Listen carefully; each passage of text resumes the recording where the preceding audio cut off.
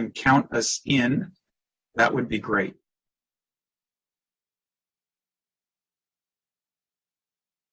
Four, three, two, one. Count us in, that would be great. All right, well, good afternoon, everyone. My name is Gabe Albernaz. I have the distinct honor of being chair of our Health and Human Services Committee, and this is a joint committee session of our Education and Culture and HHS committees. I see Councilmember Glass and, of course, Councilmember Rice, who are members of our HHS committee, are on with us as well as Councilmember Navarro, a member of our Education and Culture committee and a leader very much in the topic we are about to discuss, as are all of my colleagues.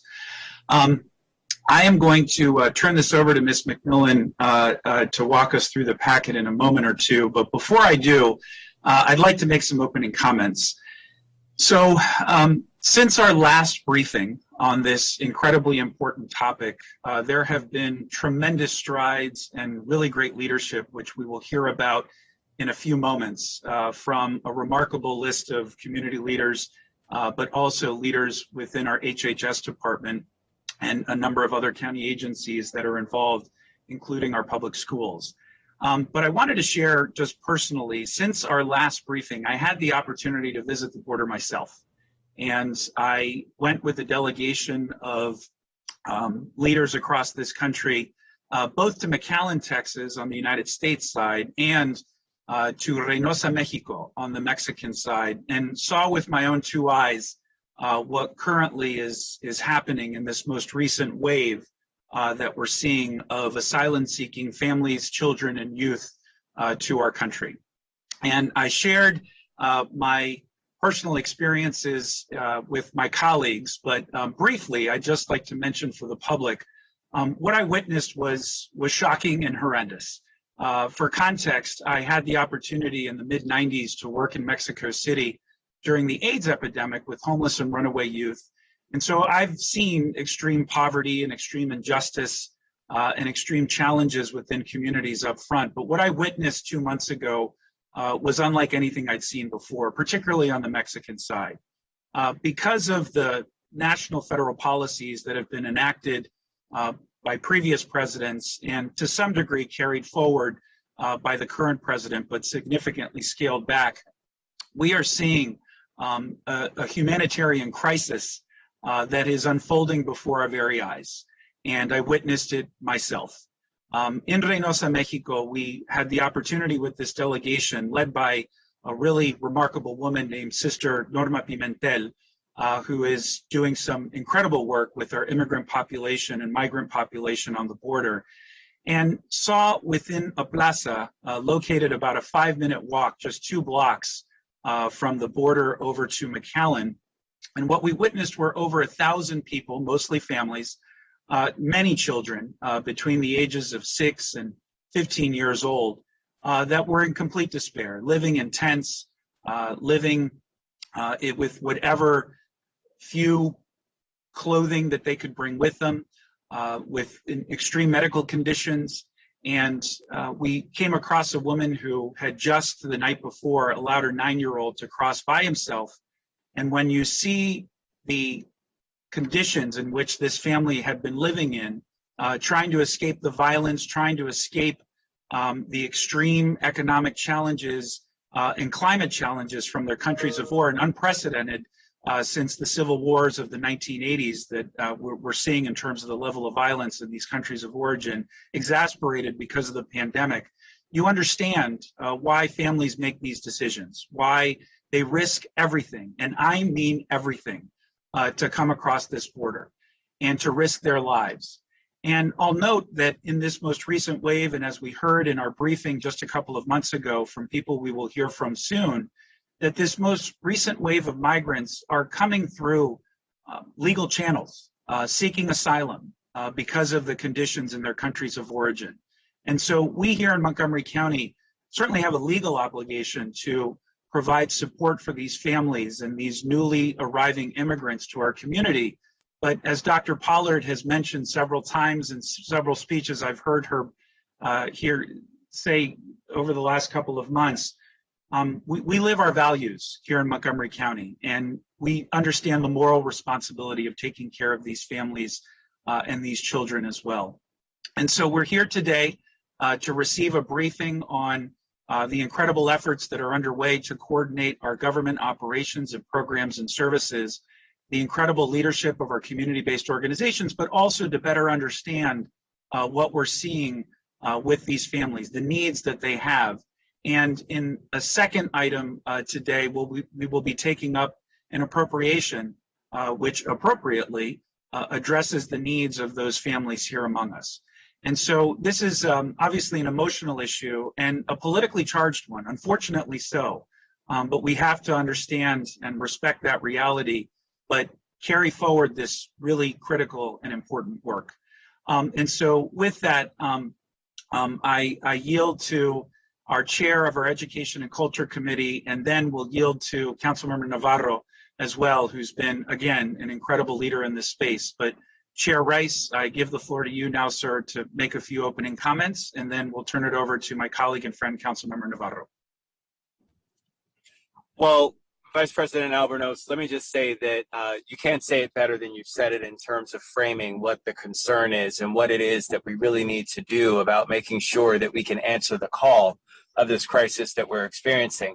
I was just at the National Association of Counties Conference, and there I was talking with representatives from El Paso, Texas, and they were describing the same exact challenges and instances that you are seeing when you traveled there. And so for me, it's one where it's consistent. We know what the challenges are, what the problems are, and let's couple all of that with that some of those who then are escaping that horrible situation that they find themselves in have now experienced trauma and then are coming into our communities across this country. And we need to support them in whatever way possible to get them back on track, to ensure that they have an opportunity for a positive, well-outcomed life, something that we expect of all of our children, whether born here or born abroad. It does not matter. They are all our children. And so therefore, we need to do our part in making sure that we can help stand them up, give them what they need in order to be successful. That is the ultimate goal of us as a world. And so from that perspective, whatever we can do to continue to move that mission forward, I'm fully supportive of, and I know all of my colleagues have been and will continue to be. I think that one of the challenges that we have, and you touched on this, Mr. Chair, is that, we will have to fix the problems that we have at our borders and our immigration policy. We will have to fix that as a country. However, that does not stand in the way of us doing what we need to right now, which is doing right by these children, doing right by these young individuals who are coming here seeking asylum, seeking a better way of life, seeking life in general, understanding that if they stayed in their neighborhoods, in their own communities, they might be dead tomorrow. That's the reality that many of these children face. And even on their quest to get here, we have seen the horrific stories of many children gunned down, murdered, just for trying to get to a better place and a better way of life. So let's do our part. I know that today we're going to have some votes on some different funds that are going to be allocated to help in this effort. We know this will not be the last time we meet on this, and it will not be the last time that we allocate money that needs to go to this cause. But I think that today is a very important continued step for us in showing our commitment to what is a humanitarian effort, what is an effort that truly is about being people of this world and understanding that we all play a part in making sure that everyone can crusade for a better life. So thank you again, Mr. Chair. I turn it back to you. Thank you, Chairman Rice. Councilmember Navarro. Thank you to both chairs for hosting this very important briefing, and also for the item that we were going to discuss and vote on. I have to say that, for me, it is gratifying that we have been able to very quickly put together an extraordinary cast of leaders that have worked on these issues for many years. once upon a time when I was a recently elected member to the Montgomery County Council, it was not as easy to to address these issues. It took a lot of work because many of the barriers that you both have described so beautifully were difficult to overcome. And many of those remain in terms of the politically charged nature of this conversation. But for me, this has always been about our values in Montgomery County. It has always been about local jurisdictions needing to step up and do the right thing because we don't control national, federal policies. We are still working diligently to, of course, be of support whenever we can to fight for immigration reform and for ensuring that the losses that were realized by the last administration when they stripped so many of the particular capacities for the administrative nature of processing asylum cases, for example. I mean, all of that was stripped, the judges, the infrastructure, et cetera. And it was kind of like a catch-22, right? So let's strip all of that away. Let's minimize whatever capacity was on the other side of the Mexican border and then point to the chaos. And I think, Councilor Albornoz, that's what you saw. It was the culmination or the effect of that kind of policy. And so there's a lot of work to do, but it is also important to recognize that this is happening in our own hemisphere. And I know that all politics is local, as they say, but there's always that, geopolitical connection. And this is happening in our own hemisphere. We have seen just in the last, decade or so, additional countries that have become absolutely destabilized. Venezuela, the country where I was born, has had the largest refugee migration in the history of Latin America, almost a quarter of the population due to authoritarian regimes. We add to that many of the natural disasters and just decades and decades and decades of political and economic instability plus a pandemic. And so it is no surprise that so many people are risking everything to make it to the United States. It is also no surprise that refugees from other parts of the world are also risking everything to come to the United States. And then once they are here, once they're right here in Montgomery County, once these young children are walking in the hallways of our schools, resilient as they are, we need to acknowledge that we have to address this issue structurally and systemically. So that is our task. And I just want to thank all of you, especially Ms. McMillan, because she's been doing this for a long time, in terms of coming up with some important proposals. And I'll just say from the offset that I do think it's time for us to then model, take a look at the models in other jurisdictions, and begin to put in place some structural supports here, not just the usual, the METS classes are great. Some of these supports are great, but we kind of do it in fits and starts, kind of like whenever there's a wave, here we are. I think it's time for us to start thinking through what does it mean to have actual structural institutional supports, because it's not just about the wave. It's also about what are we doing to continue to support families or young people who are now here, who are part of our community, who are part of the fabric. That doesn't just, happen within like a couple of months. That is something that we have to continue to address. And given our history with this issue, perhaps it's time to start thinking a little bit differently. So I look forward to the briefing. I look forward to discussing the appropriation that we have in front of us. But more than anything, I look forward to hearing what could be some possible models that we can just emulate from jurisdictions like in the West Coast and some of the border states that have had to deal with this. What are some of the lessons learned and what can we do here in Montgomery County? So with that, I really thank each and every one of you for doing this. And most importantly, I want to thank all the community leaders and our staff, right? Our government staff who has been in the forefront of this issue for very long time. I salute them because this really tugs at your core when you feel helpless and you have to face some of these extraordinary trauma and tragedies on a daily basis. And I don't think we pay them enough to have to deal with that on a daily basis. But I know that they do it because this is something that they feel strongly in terms of service. And so I salute them and I thank them. Thank you, Ms. Navarro, and thank you, Chairman Rice. I thought that framing and context was really important to lay the background for the discussion we're about to have this morning.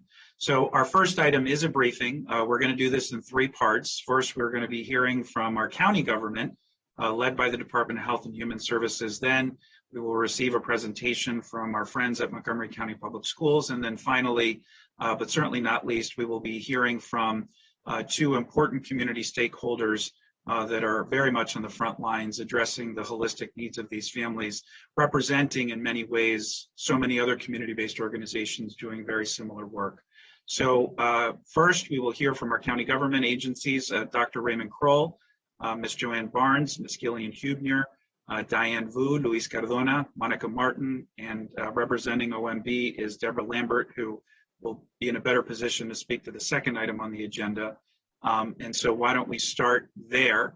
And Ms. McMillan, I will turn it over to you to walk us through the packet. And I echo Councilmember Navarro's thanks to you as well, Ms. McMillan. You've been a tremendous leader in this space and so many others.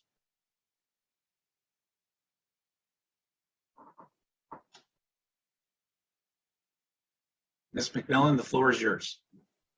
Thank you. I froze there for a second. So yes, we will start out. First, Dr. Kroll, I know we'll have some opening comments for you, and then we will have a presentation. In this first presentation, we'll talk about the issue that is before you, as well as the work of the steering committee that has developed a framework, the start of a framework that you will also discuss. I wanted to say this work, as Ms. Navarro is spot on, has to continue. Developing the right framework has to continue, developing the right structure has to continue. And the group has been really talking about making sure that it's person focused and that there's no wrong door for these children and families to come through.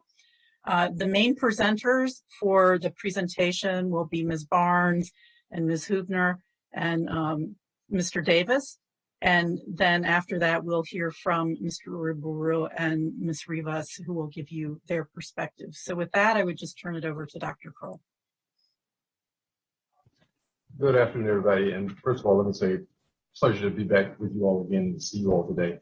And a thank you to Ms. McMillan for doing her usual outstanding job, along with Ms. Yao and Ms. Rodriguez for their work in putting these packets together and then framing out this conversation for this information. I don't need to repeat what's in the package in terms of the numbers. You've heard those numbers and you know what those numbers look like and what's going on to the south of the border, or at the border and just south of the border. And Councilmember Alvarez and I talked about his trip down and the level of pain that it engendered both in him and in my heart, as he described it, is still very much present in my mind. Today, I think I want to just talk a little bit about the reality about the newcomers that are coming our way, primarily from along our southern border. The reality is that they are here. They are not coming. They are here and continuing to come. And whether they are newly arrived in this last year, these last 6 months, or they've been here for 1 or more years, there are members of our community who have come, who've made that journey, that perilous journey across our southern border from Central America through Mexico and up to our country. They're here, and we need to be doing not just the job that we have been doing, but to continue to try to figure out how we do a better job in meeting their needs and in welcoming them to Montgomery County. We have this new wave. We've responded to those past waves as best we could, and sometimes in a very haphazard manner and piecemeal approaches to things. And we have a new wave that is coming now. And it's not just, but they're not opportunity seekers. These are folks who are actually fleeing economic deprivation, persecution, violence, gangs, cartels, some of the worst things we could imagine, compounded by the trauma of making that journey, and then compounded by being hung up at the border in an uncertain status because of the past administration's decisions and suffering untold traumas along the border, just waiting to get in. We've got a lot of work to do to serve and support and to help them heal. That it's going to take us some time to put together, and it's going to take us some, but it's important that we begin and do this work you're going to do today. We're going to learn some lessons from the past about the needs. We know that there are urgent needs that have to be met now. There are short-term and long-term needs, and we know something about how to meet them. We're much better at that than we were before. Our communication is tighter, and our partnerships have gotten stronger. And the clear message from this group has been that we begin by building on what's in place already and adding what's needed to strengthen both to our existing services that are part of our larger support network for all children and families that are in the county. But then how do we create new supports that are specifically tailored to meet the needs of a group of folks who are arriving today? The collaboration between HHS and Montgomery County Schools and our community partners and council has already begun some months ago, this past year. It shows up in strengthening our core services through the budgets that were passed this year, but also through this effort today and the support you all have shown us today. There are the budget request that you'll hear about that has come over from the county executive that reflects what we see as additional needs for this year. There is, and once we've gotten past this point and you all have decided what that final budget is going to look like, our task is to begin to now actively address the needs of those who are here and build a system to serve those who are going to be coming. That is our task. We are, to your point, Councilmember Navarro, building systems for the future that are not just one-off responses to waves, but enduring systems that take into consideration who we're serving in our larger system and the special needs that they may bring as folks migrate to the county.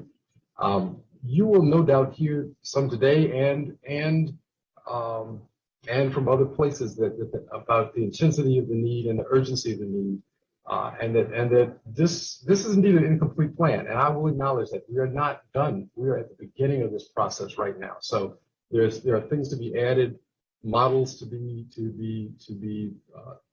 built, and services and supports that need to be built. It is a beginning, and we may not be. I would say we are not fully meeting the needs of the people that are here now, but all the work that has been going on this past year is designed to build and rebuild and strengthen the support systems that have been eroded nationally for a long time now, and locally. So we're beginning to build that system for all of our children, as well as the newcomers, and including the newcomers in a way that is welcoming. We have listened to the community, to our community partners this time around, but in past years, and we've not forgotten what they told us in the past and what we learned from our past sessions. And some of that, I think, you'll see reflected in what you hear from in the presentation today from both MCPS and from HHS. It's reflected in the whole budget, it's reflected in this budget, and it's reflected in how we're thinking about this process today. So with that, I will turn it over to Ms. Barnes, who is she is not the chief of Children, Youth, and Families anymore, but she is still committed to this process and has stayed with us to make sure we get to this point. And then I think to Ms. Huebner, who will walk us through the presentation. So thank you, and looking forward to a good conversation and some good results at the end of this. So Ms. Barnes.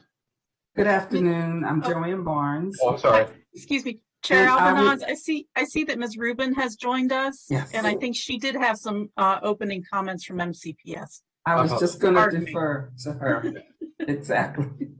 Yes, good afternoon. Thank you so much. Good afternoon to the council members, council president, and everyone that's with us this afternoon. This is what we would like to term a heart project. And we've been extremely pleased and excited at the opportunity to partner across agency to engage in some of the most significant work that we think we have ahead of us here in Montgomery County, and certainly in Montgomery County Public Schools. We certainly have been very thoughtful about every aspect of the work, taking into consideration the things that we are doing currently, the lessons we learned over the years with newly arriving students, and how we need to put in place the structures and processes to ensure that we have a lens that has the students not only arriving into our schools and our communities, but also how we welcome them, the professional learning that has to go into that, the staffing considerations, how we build out models that sustain both the academics and certainly, given the experiences, the social, emotional wraparound supports that will be intentional. And so in Montgomery County Public Schools, we've been very pleased with the work of this steering committee and see this really as year-long work. We don't see this as work that ends with this particular county council meeting, but it's ongoing work as we look to enhance the processes for the things that we put in place and maybe add some new things. So I just wanted to take the opportunity on behalf of Dr. McKnight, who was not able to be here with us, and Montgomery County Public Schools to share those few words before I turn it back over to my colleague, Ms. Barnes, to begin the presentation. And in the interest of time, I'm going to hand it right over to Gillian Hubner to get us started. I will share, I will share my screen. Thanks, Ms. Barnes.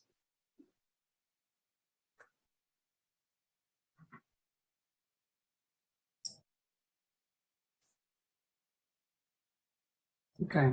Okay, in the interest of time, I think we're going to skip through the beginning slides. I know we've discussed some of them in the past in our last briefing, and you all have them in the information packet. I'll just mention quickly on slide 3, if that's okay. This is just the overview. So as you know, there's a data lag, but the information we have now is that 65,000 unaccompanied children crossed the border between January and May. March was the highest number ever recorded, with 18,960 kids crossing the border. April was the second highest. We don't yet have the numbers for June and July, but they're expected to be quite significant. Okay, we could then maybe jump to slide number 6. The response in there's quite a bit of funding for this from the federal government, $1.3 billion, but 84% of that is spent at the border in the facilities, which cost an estimated $775 per day per child per bed. And only 16% of the response reaches the communities receiving these children, even though we know it's much more cost effective to support the communities than to hold kids in detention. Unlike some states, for instance, California has allocated and appropriated significant funding to their communities and districts to support the newcomers. Maryland has not. And so Montgomery County has not received any additional funding to help our response from the federal government or the state. Next slide, please. So we are a primary destination area for these kids. Maryland is the 6th highest receiving state in the country. Montgomery County is the 11th highest receiving county in the nation. We follow Prince George's as the highest receiving area in Maryland. And the reason children are coming here is not because we have lots to offer, it's because this is where their families are. And 90% of the children crossing the border are indeed reunifying with families and extended relatives in our area. So as I mentioned, there's a data lag, but what we know was that between January and May, 473 unaccompanied children were released to sponsors in our county. And that was sort of a slow trickle because case management is extremely slow at the border facilities. The average length of stay in federal custody is 35 days before a child is released, And currently there are 14,000 unaccompanied migrant and asylum seeking children in federal custody. So as case management picks up, we expect to see the numbers rise. And I expect we'll see quite higher numbers in June, July, August through November. And in addition to the unaccompanied children, there are, of course, other children arriving with families and family units altogether. Next slide, please. So this shows just a snapshot of our region. The DMV area is quite impacted. And this is, again, the numbers through May. So it doesn't account for the probably quite significant increases in June and July. Next slide, please. This shows how the number has been increasing each month. And again, June and July are considerable uptick we expect. Next, please. So one of the things that we've been doing in our steering committee is looking at best practices from around the country. And I guess the benefit of not being alone in this work is that we have a lot to learn from other districts, as Councilmember Navarro has suggested. One of the things that we're seeing that's working really well in high receiving areas is point persons, newcomer coordinators. California has these at the state level, Maryland does not. But we do see these in districts and in school systems. So to date, Montgomery County has not had a newcomer coordinator, but our proposal, as you'll see moving forward, suggests one at the Department of Health and Human Services and also at Montgomery County Public Schools. In some school districts, you will see newcomer coordinators at the schools that are most heavily impacted as well. So one of the key pieces is prioritizing and facilitating enrollment, both in education and the school services. You'll see later in the slides that of the number of children entering the county, few have enrolled in school so far. And part of this is because they're getting their bearings straight. Another piece of it is because so many of them come with significant debts that they have to repay to those who helped them cross the border and also to their families who are living in extreme poverty at home. So many kids don't necessarily find that enrolling in school is something that they can afford to do. Finding ways to bring them into the school system, whether it's showing the opportunity for evening classes or showing them that coming to school is actually a great way to also link to services, is a really important piece. Another best practice from around the country is co-locating services. So these families come in with, challenges with language and cultural, just figuring out how things work here. So when we make it easy by co-locating services, case management, legal service, mental and behavioral supports where the kids are, we find that we can stabilize them much more quickly. And this work happening really effectively in some areas is primarily focused in schools, where you even see legal clinics coming into schools during the school day before children leave and have to go to work. Another key piece is establishing clear referral pathways, and our community partners are already doing that and really kind of bolstering them to have more navigators out in the field connecting with these kids as they come in, meeting with their families and linking them to streamline services so that all of our partners know how to access this, how to access that, and that kind of thing. Another piece that we've seen really effectively done in a number of other districts are comprehensive newcomer programs. So for instance, in Oakland, California, they have a newcomer school and newcomer academies within high receiving school areas.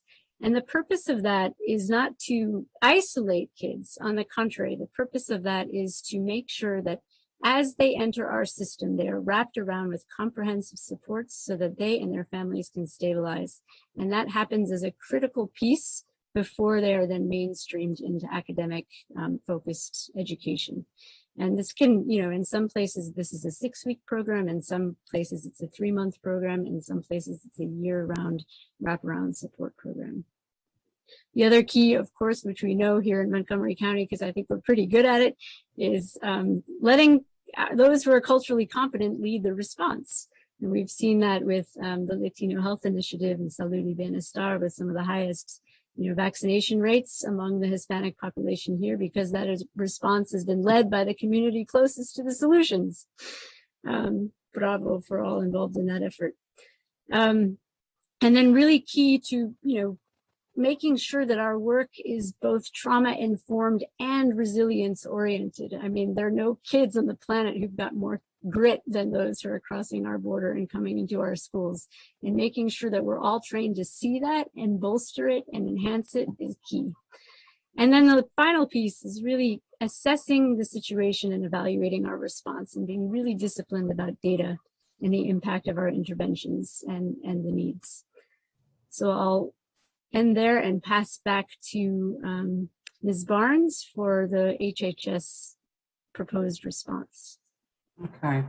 I'm just going to ask if we could give camera privileges to Margarita Borquez from MCPS. She'll be joining me in this presentation, but I'll go ahead and get started. I do want to mention that even though there's just about 4 or 5 of us doing this presentation, this is the result of a large group of people who have been meeting weekly to get this work, to come up with the right proposal to put together that represents the needs both on the county government side as well as MCPS. So we're just reflecting the collaboration and the good thinking of a much larger group of people. Our response is really focused on 3 pillars. One is to strengthen interagency coordination and create a navigation network. The second is to make sure that we're able to enhance the family and community supports for new arrivals. And the third is that we can strengthen the education and school-based services for these same children and families. We have used some existing structures and some new structures to help get this work started. We have a steering committee, as I alluded to, that meets every Monday. It's made up of county government agencies. We started off with 2 part-time consultants. I guess in another way, we still have 2 part-time consultants, one being Gillian and one being myself. And we launched our work in April of 2021. We have also taken advantage of the Children Fleeing Violence Work Group that has been in place since 2014. And we use that group to both share and solicit ideas about what we could do with our community partners, government agencies, as well as MCPS structures. And we've also pulled in our existing trafficking prevention committee that through the leadership of Jody and the Commission for Women, we've been spending a lot of time focused on trafficking, both sex trafficking as well as employment trafficking, to make sure that we look at every aspect. What's not reflected here, you'll see when we go through the slides, there are other committees that have been meeting, talking about specific aspects of our proposal. We are proposing the creation of 2 newcomer coordinator positions, one within DHHS and one within MCPS. We're hoping that these 2 positions will work closely together to coordinate the family, community, and school-based supports for newcomers. We are planning to create a navigation network to support newly arriving children and families. And that network will make sure that families have access to all the other services, including childcare, behavioral health, food and housing assistance, legal assistance, and will help lead us in the data collection work. On the MCPS side, we also will have a coordinator that will coordinate the school-based services. We'll align the appropriate programs and work with the navigation network to make sure students are linked and that their families have access to wraparound supports in and out of school. We looked at a familiar model, Salud y Bienestar. We were pleased and excited to hear the success that they've had in the Latino community dealing with the COVID pandemic. And we thought that it was a model that we should look closely at, and we have. We were impressed at the outreach into the community, and so we're mirroring our communications plan off of what has been in place at Salud y Bienestar. We are hoping to piggyback or expand some of the communications contracts to use the information line that the community is already familiar with to help make sure we can get information about services for new arrivals to the community, not just to those families that are new arrivals, but to families in the community that may run across them in churches, in neighborhood settings, at community hubs, etc. So we want to learn from what exists and from what works.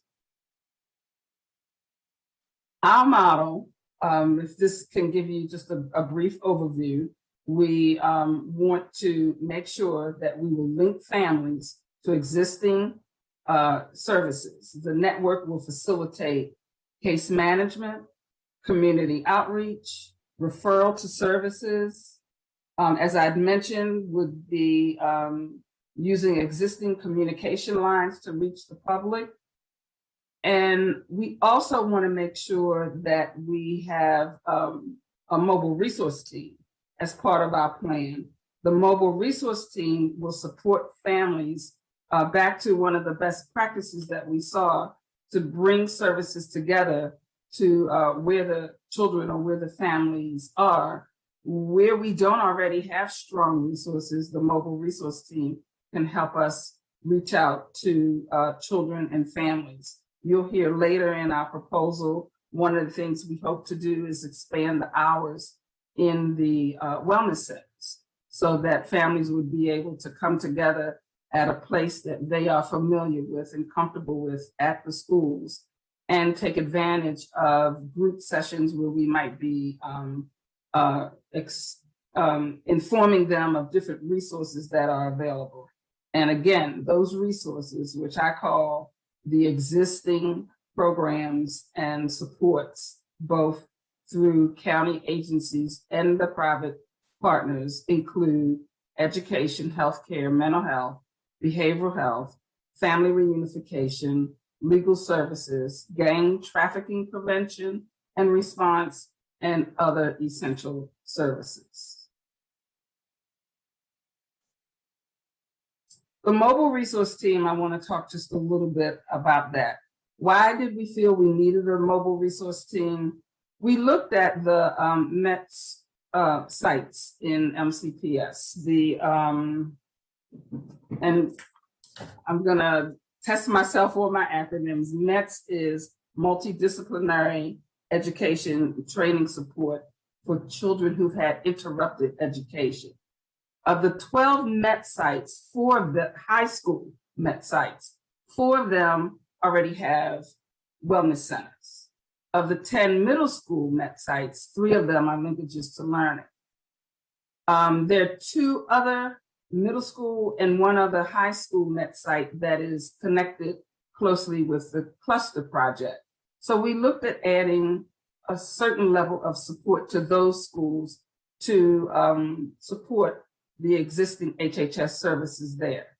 But for the MET sites that don't have HHS programs already in the schools, and there are a few, some 4 schools only have part-time mental health support, but 8 sites don't have any support. So through the use of the mobile resource team, we would be able to send a team to that school as we collaborate with MCPS to make sure that we can make students and families aware of the resources that are available to them.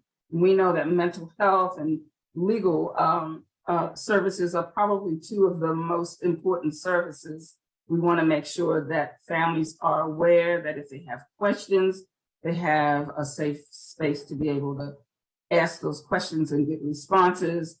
And by pulling together a legal services aide, behavioral health support, a navigator, a case manager, family reunification support, we hope to be able to provide orientation to the different services that are available through the mobile resource team.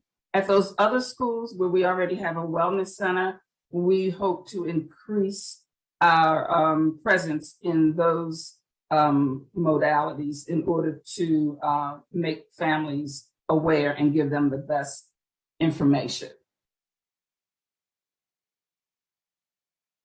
I mentioned briefly our plan to expand legal services. Our goal is to establish a public-private partnership to expand what we've already have in place in the county. We know that it's not enough. And knowing that this population is growing, we want to make sure that we are able to access or connect families with the appropriate legal services. Some of the work that Gillian provided for us showed us the marked difference between outcomes at deportation and removal hearings from families that had legal representation versus those that didn't. It's a very critical support for them.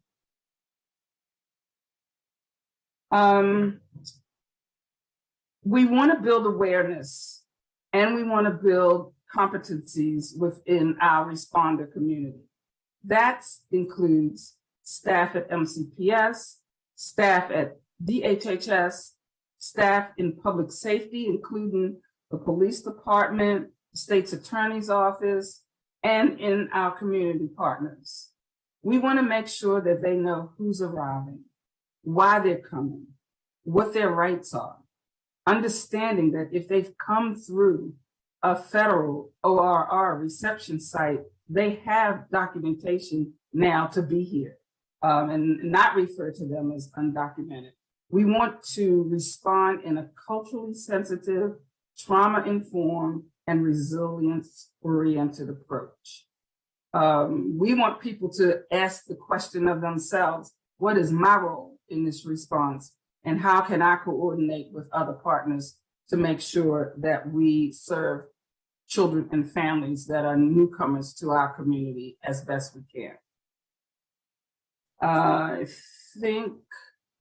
Lastly, I think this slide just reflects something that I've already said before. It shows the different levels of service that we intend to surround around our newcomers. Now, this particular slide shows the Newcomer Coordinator as the person that keeps this wheel moving.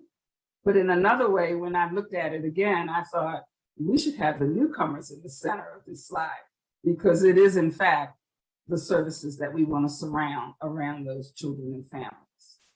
But I do think I've covered most of these resources that are part of the plan.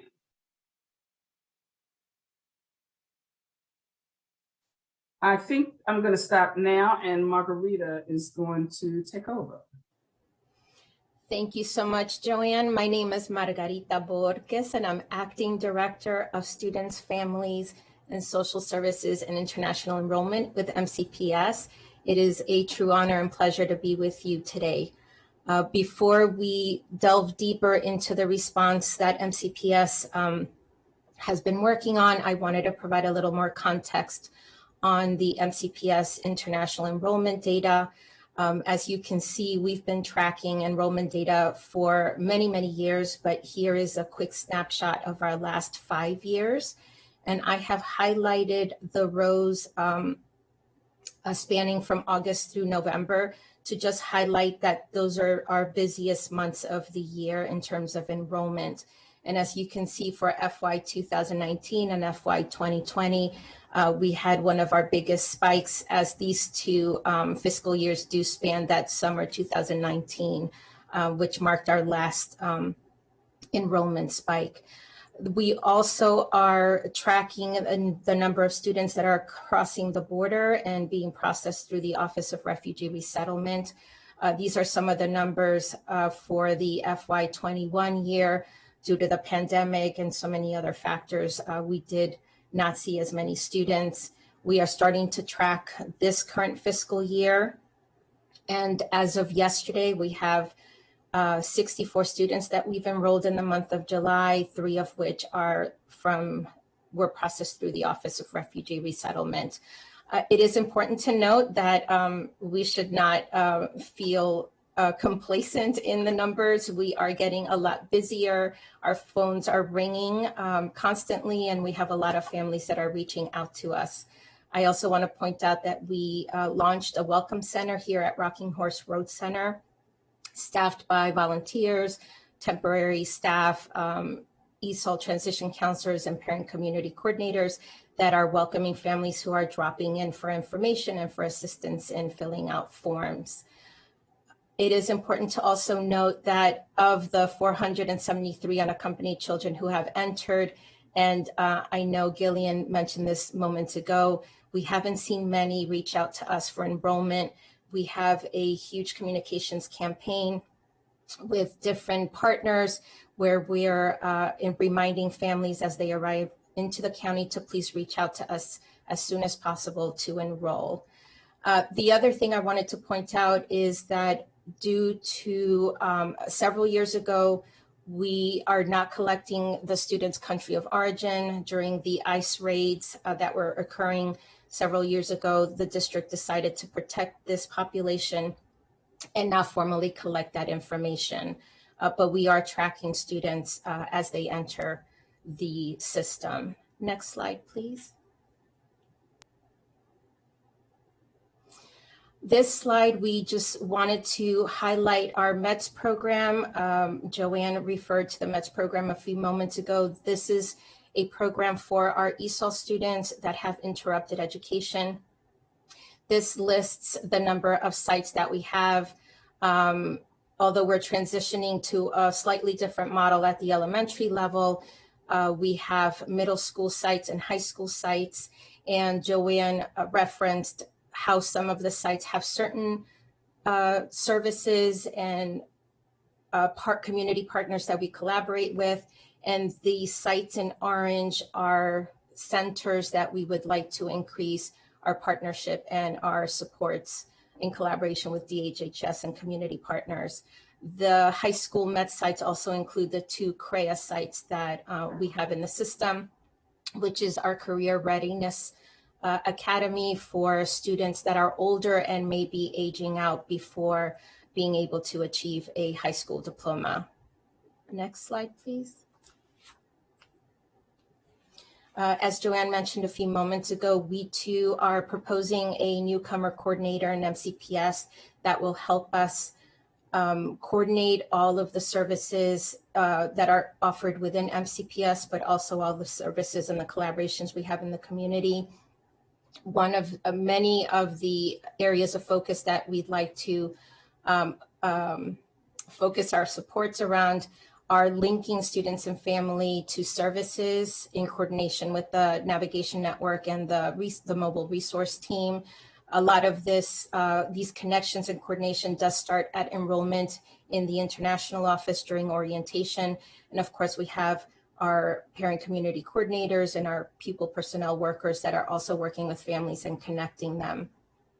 We also want to focus on in and after school therapeutic recreation to be able to help this community, especially with the trauma that they may be coming with, reunification, acculturation issues, but think outside the box and outside of the school day by building more programs. We want to also provide opportunities for our older newcomers, like I mentioned with our CREA program, to make sure they have access to vocational programs and get connected to the GED if they are unable to graduate before they turn 21.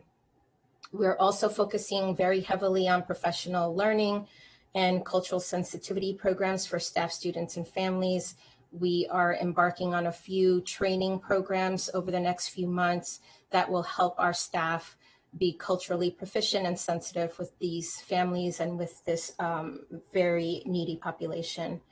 We are also proposing to review the secondary METS program, implement a newcomer orientation program, enhance the orientation program we have in the international office, but also assist schools in creating their own orientation programs as they welcome these families into their school buildings. And we want to really be flexible in our schedules, highlight the virtual academy that we're rolling out this year, and highlight other opportunities for students. As Gillian mentioned earlier, many of these older students especially have a lot of financial debt and responsibilities back home, and we want to be able to offer them opportunities to be able to work, but also participate in schools.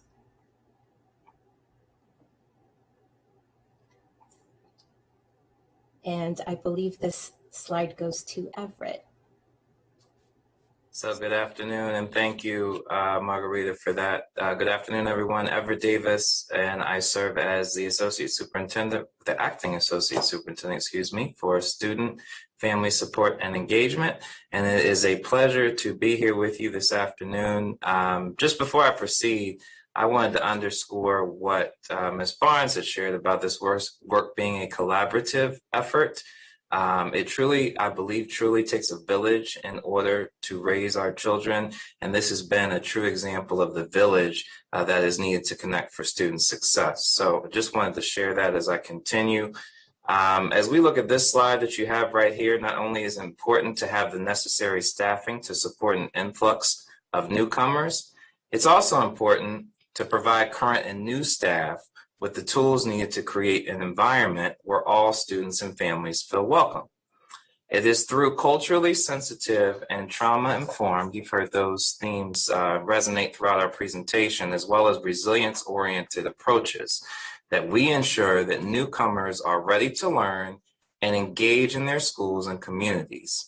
So when we refer to this professional development, or you'll hear me say PD, as we often say within MCPS, we are referring to multi-level PD among various stakeholders.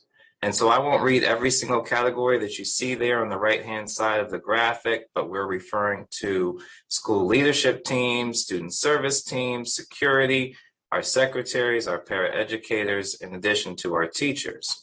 And although it's not necessarily professional development, we'd be remiss if we did not extend that learning to students and also to parents in order to ensure a welcoming school environment. So some examples of this PD include social emotional learning, restorative justice, and equity, which we have already begun and continued this work throughout the summer with our support professionals in particular. This PD includes, as you heard me say, culturally responsive community and trauma-informed practices.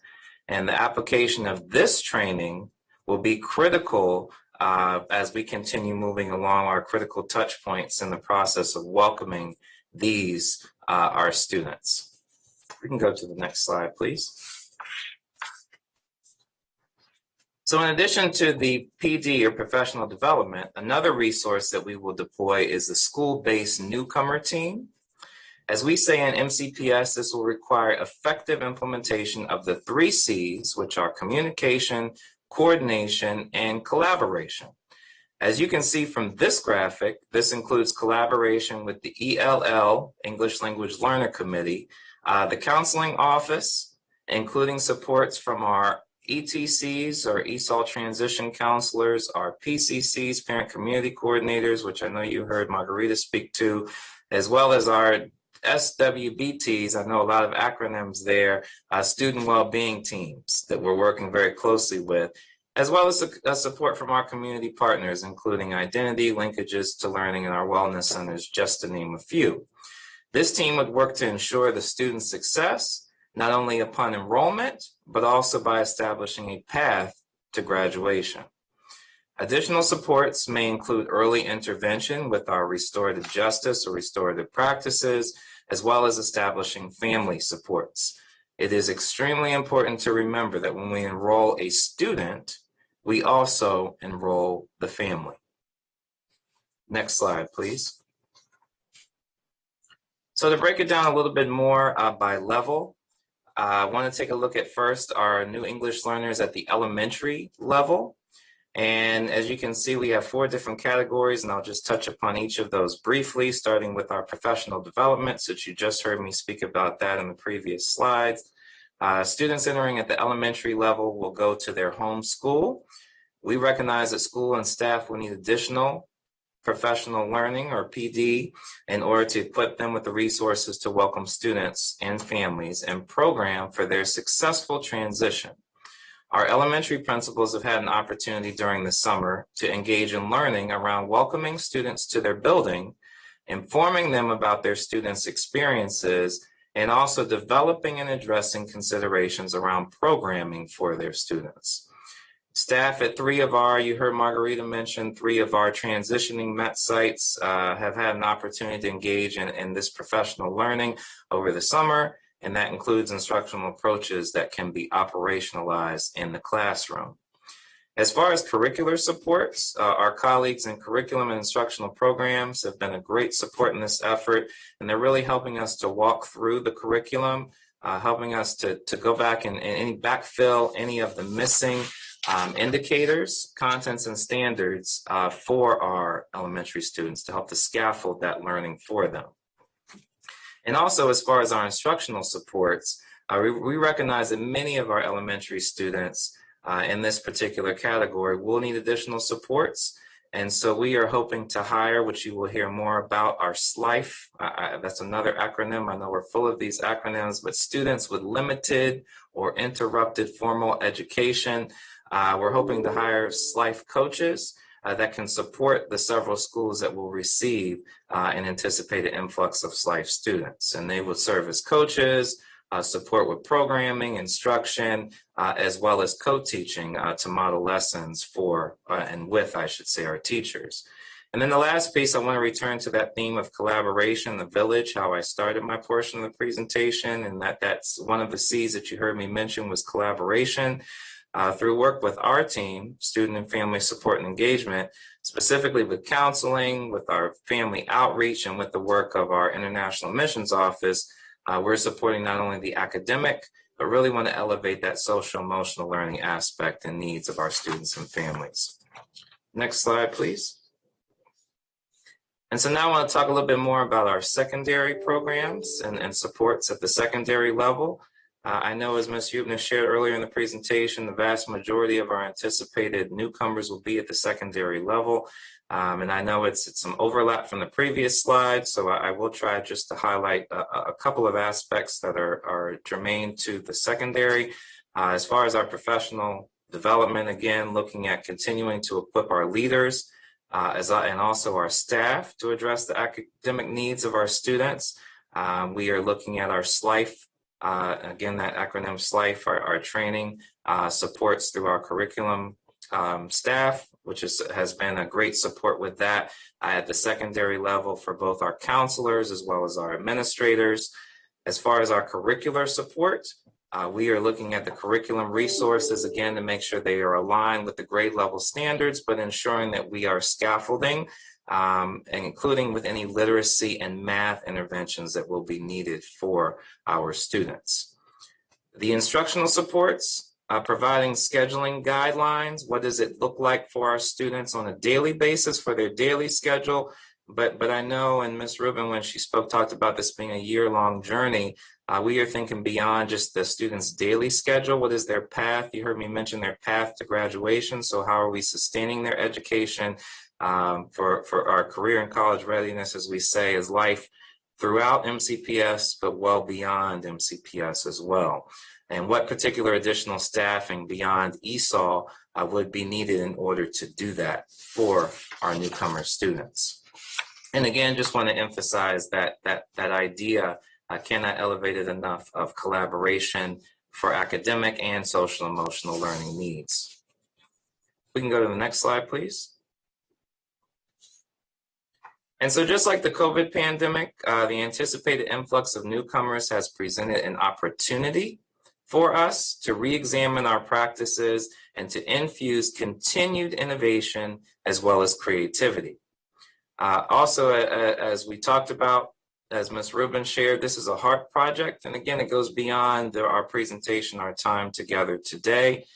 Some of the new and enhanced components that you can see listed there are newcomer orientation. How are we supporting our students upon their entry into our system with acculturation, with trauma, some of the challenges that you heard Ms. Huebner mention earlier in our presentation, our wraparound services, particularly during the school day. When we have them as captive audience, how can we provide those wraparound community services as well as counseling during the school day? Our targeted support team, you heard a little bit about our ESOL transition counselors, our ETCs. How can we increase the number and increase our supports? Right now we stand at 14 who support our entire system, whether directly or indirectly. So how can we increase those more direct supports, as well as the mobile resource team, which I know you already heard mentioned as well. And then finally, the therapeutic recreation. The school day does not end at the bell, so to speak, at the end of the day. The school day is beyond the impact, I should say, is beyond the actual school day. So what are we doing with our extracurricular program to really make sure that we are connecting and supporting our students outside of the school day? And how can we do that with the support of our community partners? So as I close my portion, I just want to prioritize a focus around our core value as a school system of equity.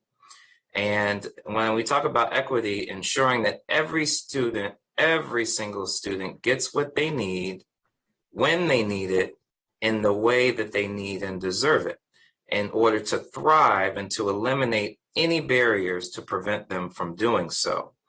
We are approaching this work, and I think I can speak on behalf of this team that's presenting today, with a sense of empathy, as well as an assets-based and growth mindset, looking at how our students and families will help to strengthen our school system and make it even better place in which to prosper.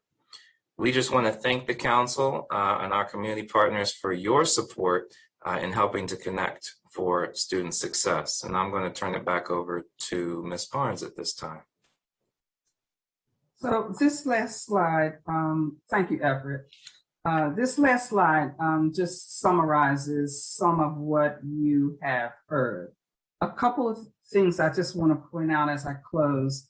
I skimmed quickly over legal assistance, but part of our proposal is that we take the legal assistance work that has been done in HHS and transfer it to the Office of Community Partnerships with the Gilchrist Center.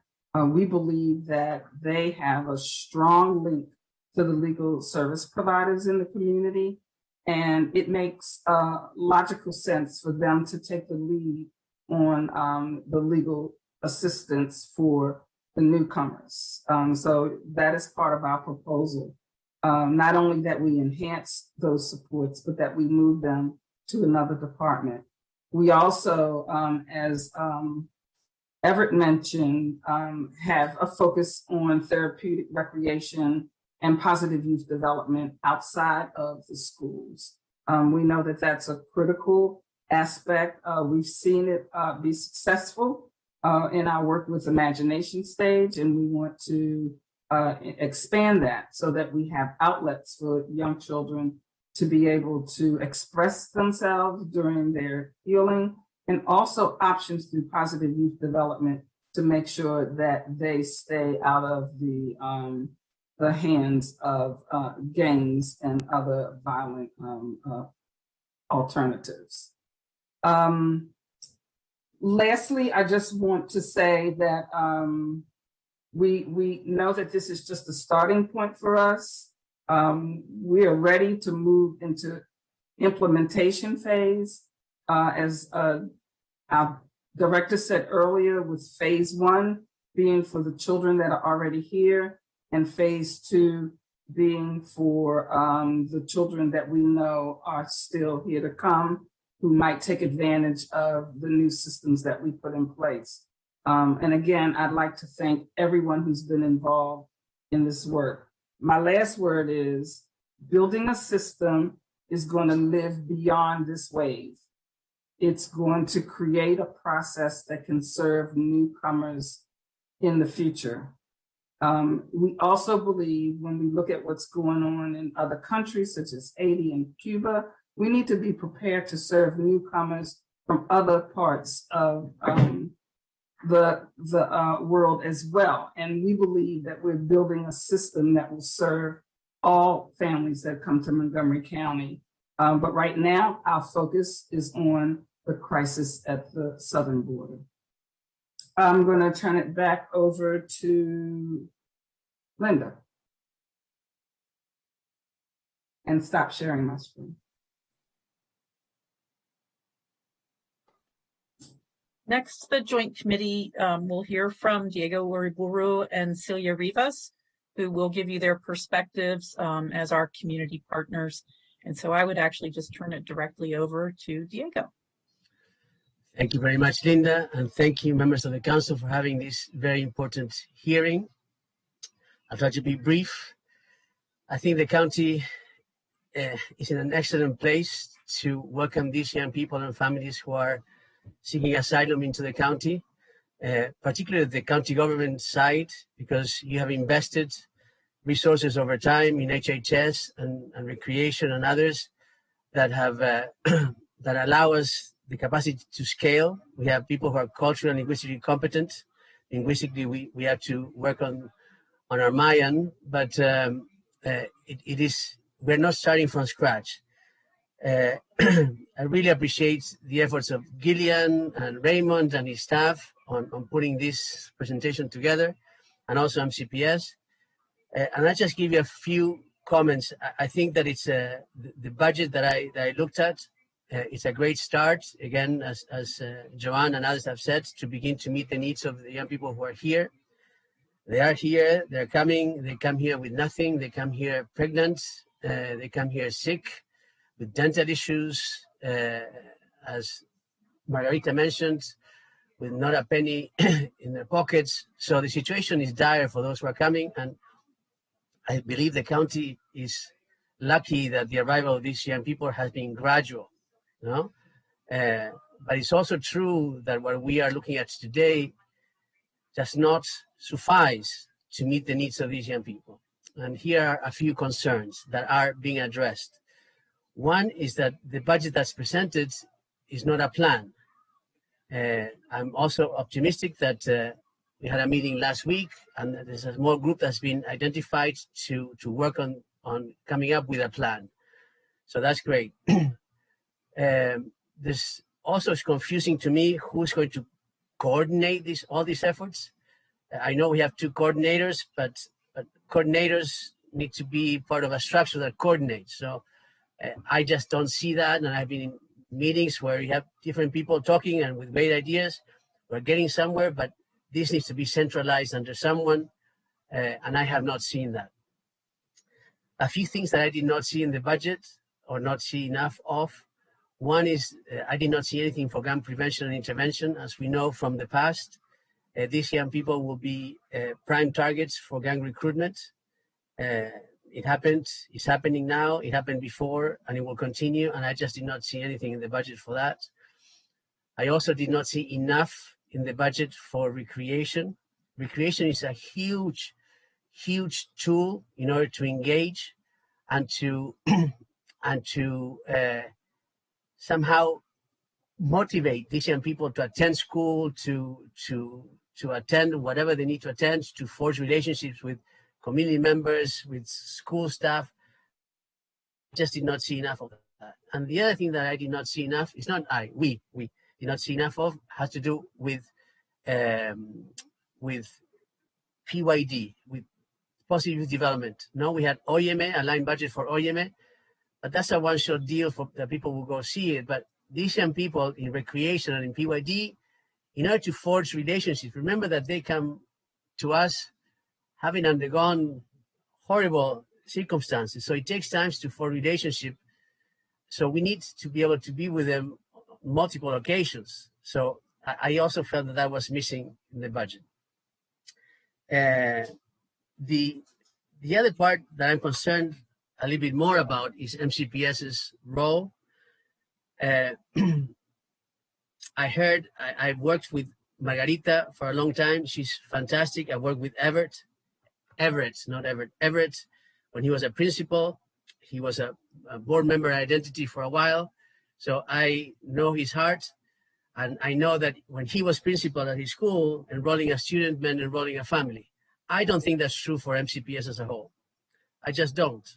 The Black and Brown Coalition has made it a priority, and one of its asks for MCPS to become a more culture appropriate entity, because it just does not engage meaningfully Black and Brown and poor families. It just doesn't. Despite the efforts of individuals such as Margarita and Everett, it doesn't. It was a month and a half ago, the MCPS presented its 2.5-year plan for summer and fall. There was no mention of unaccompanied youth and families. There was no mention. We were very concerned. That the plan did not include meaningful participation from the community. So while I agree with many of the things that Everett listed, I wonder how much community input we have had for that. And last but not least, I'm concerned about sustainability. Why is it that the county is paying for requests for teachers and others when the school system is developing a plan right now through strategic initiatives? I'm part of that work group to how MCPS is going to spend more than $300 million in the years to come. And why is the county paying for issues that should be paid for by MCPS? So I want to differentiate people like Everett and Margarita versus, I don't know who, because it's hard to find the levers, but for me at least. To me, if the monies come from MCPS, I would see a commitment for MCPS to continue to work with these young people and families. And last thing I'll say is that, and they have the funds. So why are we not spending them on these young people who are part of the populations that they have problems really engaging? And I'm talking about Black and Brown and poor. And part of the brown, we have these unaccompanied minors that have been in the system for years and years, and they have not been served well.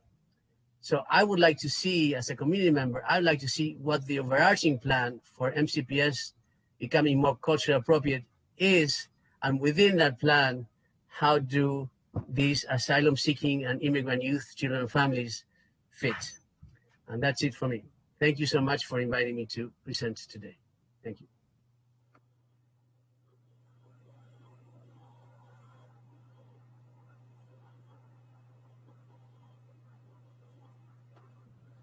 Thank you, Diego. I think we're going to hear from Celia next. Celia? Yes. Yes. Equin, if you could bring up Celia's slides, please.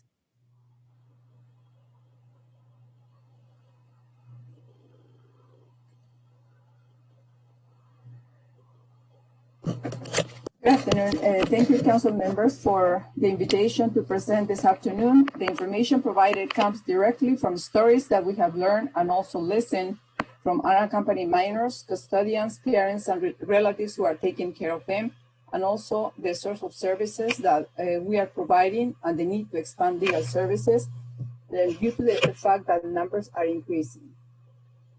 Next slide, please.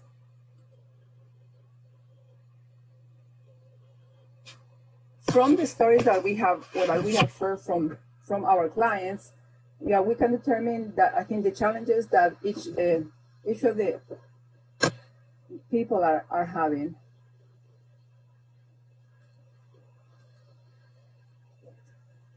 So we have members from Honduras who are sharing with us the reasons why they came to the country, a combination of economic hardship, poor social and natural disasters, and also violence and gang recruitment.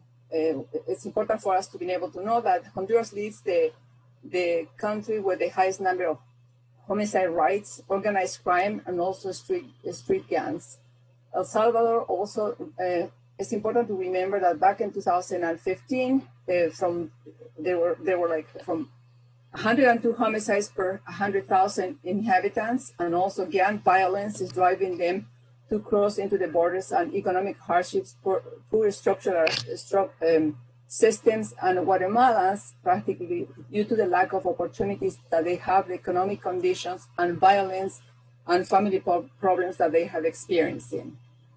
Next slide, please.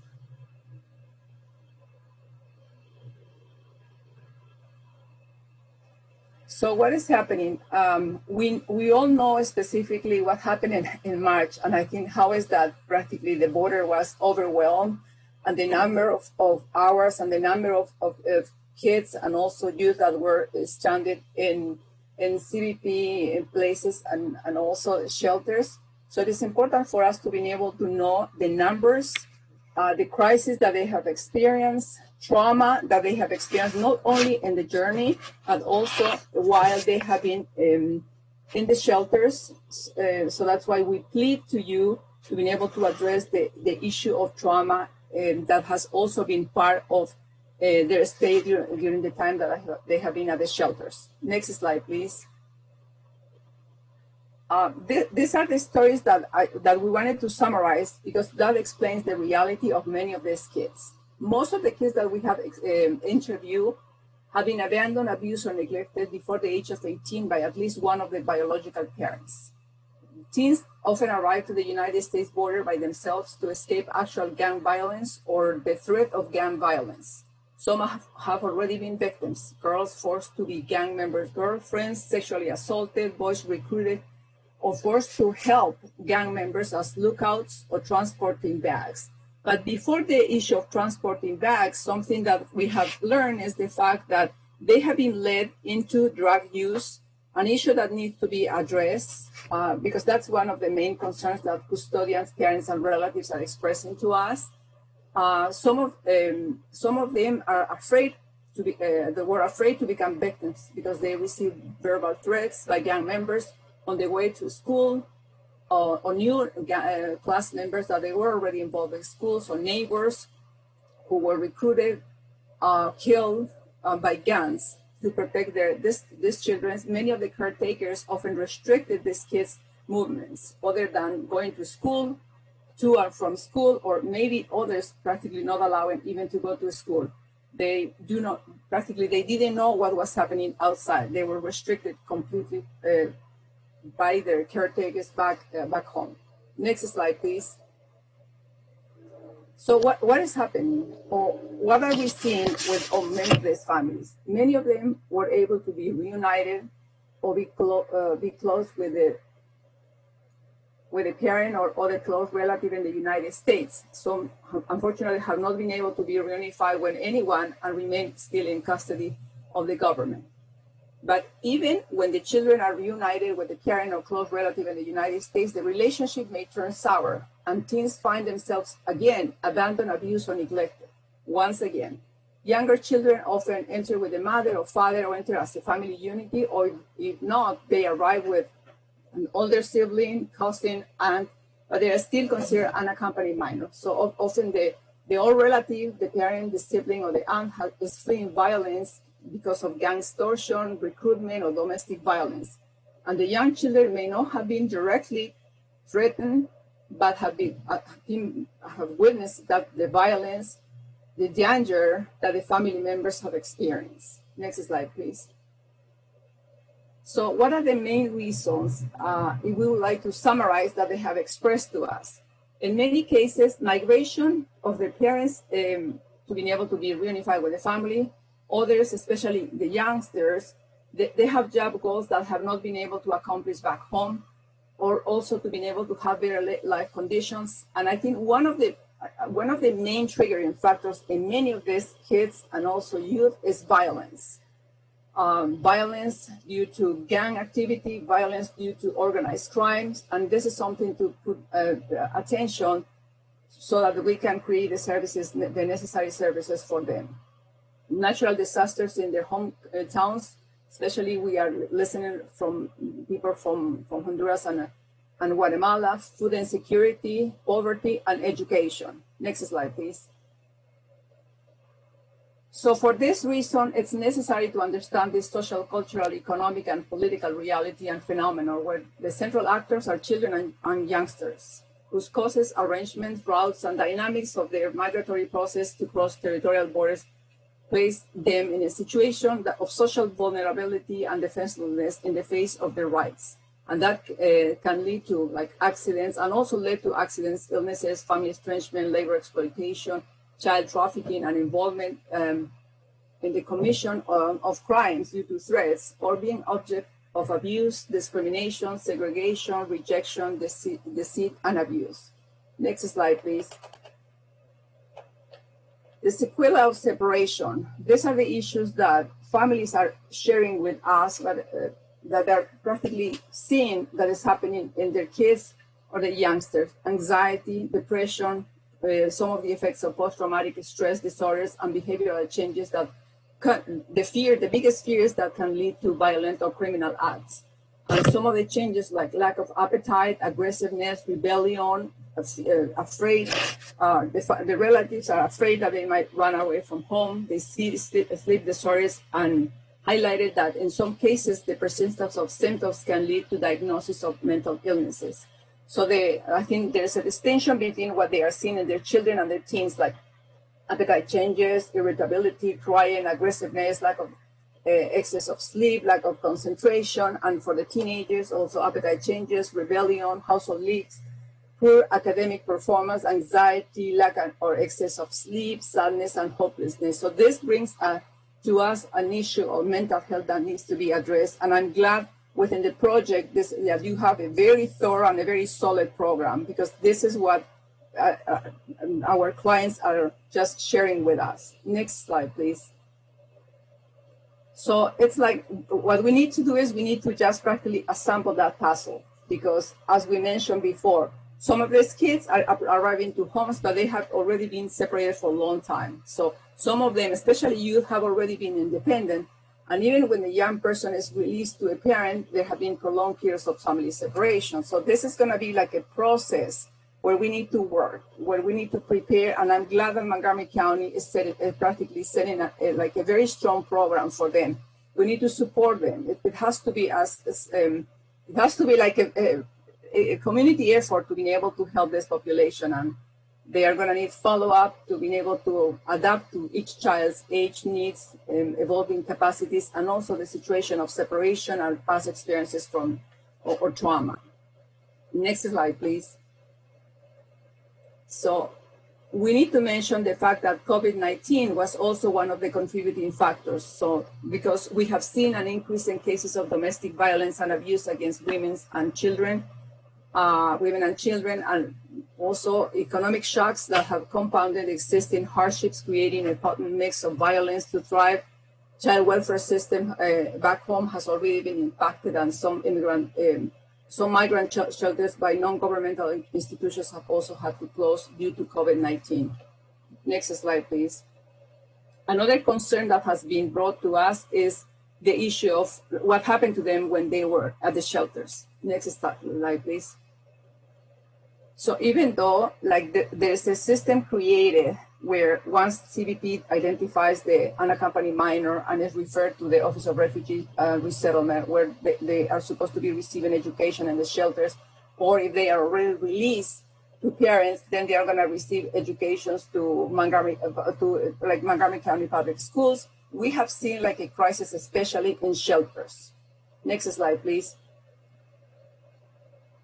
Even though ORR has guidelines to be able to offer the services, the assessment within 72 hours, they created educational plans to be able to provide basic instruction. Due to the highest number of children that have been in the shelters, and also the amount of time that they have been spending in the shelters, unfortunately, the crisis has been bigger, and they have not been able to address the education, I think, need at shelters. Next slide, please.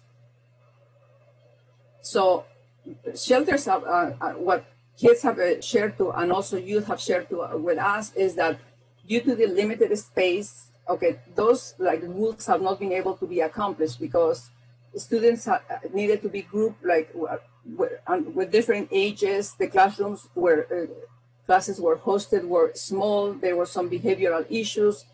Unaccompanied minors were arriving from not just, even though the highest number were Spanish speaking, but they were arriving also from other countries where they didn't speak the same language. They were arriving from Guinea, Ghana, India, Bangladesh, and there were some linguistical issues.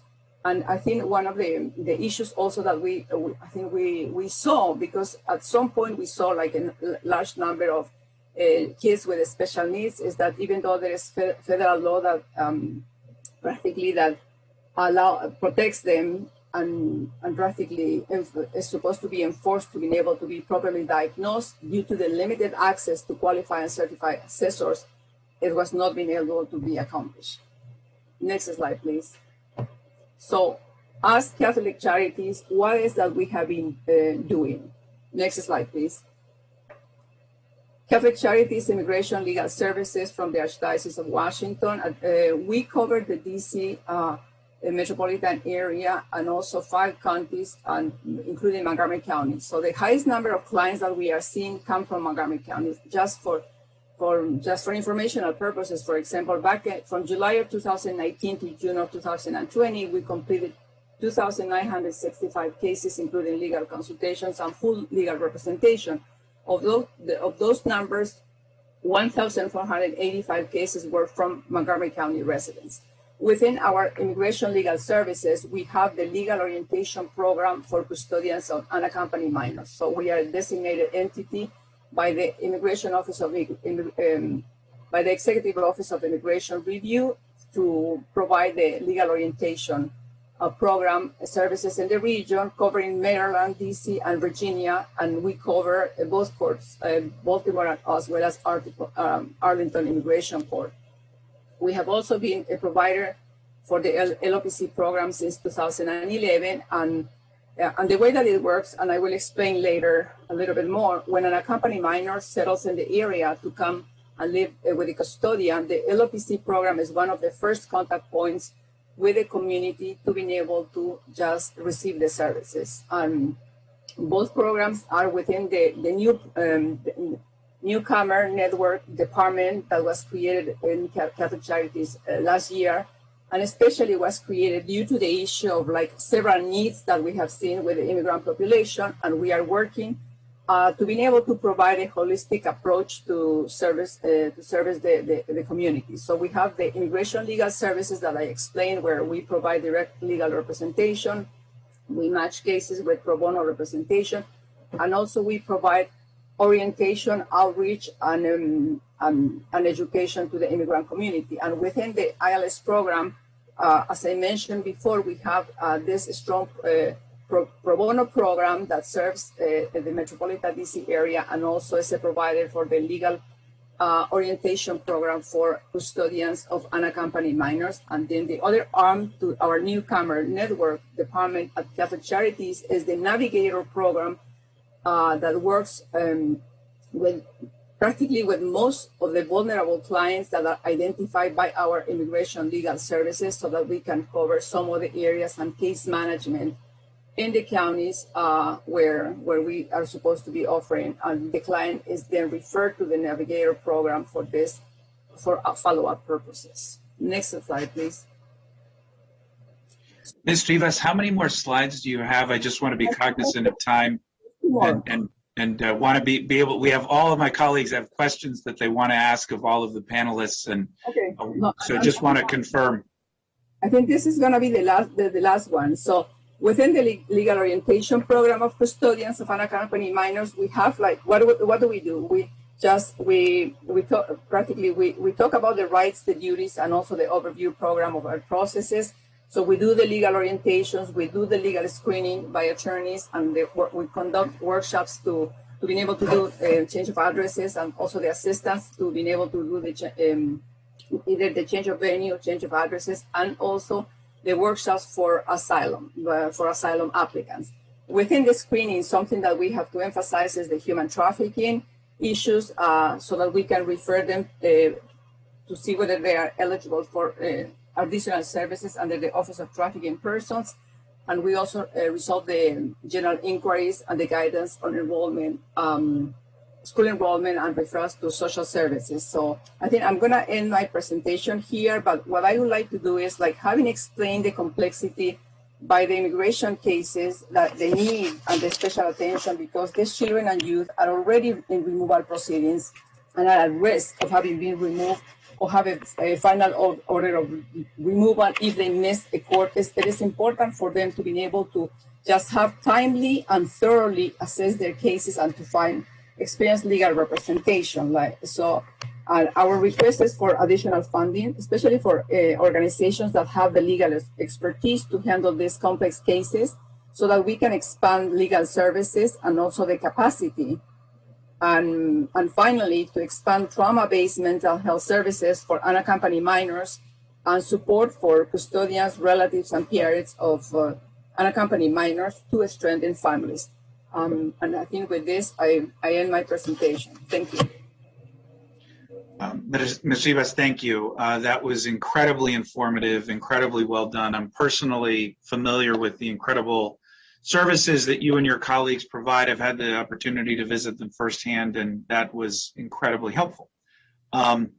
So just a quick time check. It's 3:10, and two of my colleagues have a hard stop around 3:45, and we still have to get to the second item on the agenda, which is a formal vote on the proposed budget that the county executive has presented so that we can enact it prior to us going on August recess. So what I'd like to do is this, because within the context of the budget as has been proposed, I think we will be able to discuss many of the questions that I have, and I'm sure others have as well, within the context of a vote.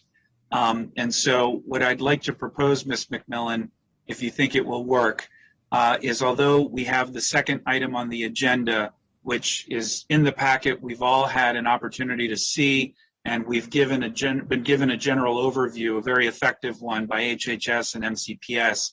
I'd like to ask that one of my colleagues move the county executive's recommended budget at this point, if that's appropriate, and then within the context of that discussion, ask questions related to the presentations that we just saw, thus giving us enough time to formally vote on this. And I believe there is an amendment that my colleague, Councilmember Navarro, will be presenting as well, and that way we can wrap up by 3:45.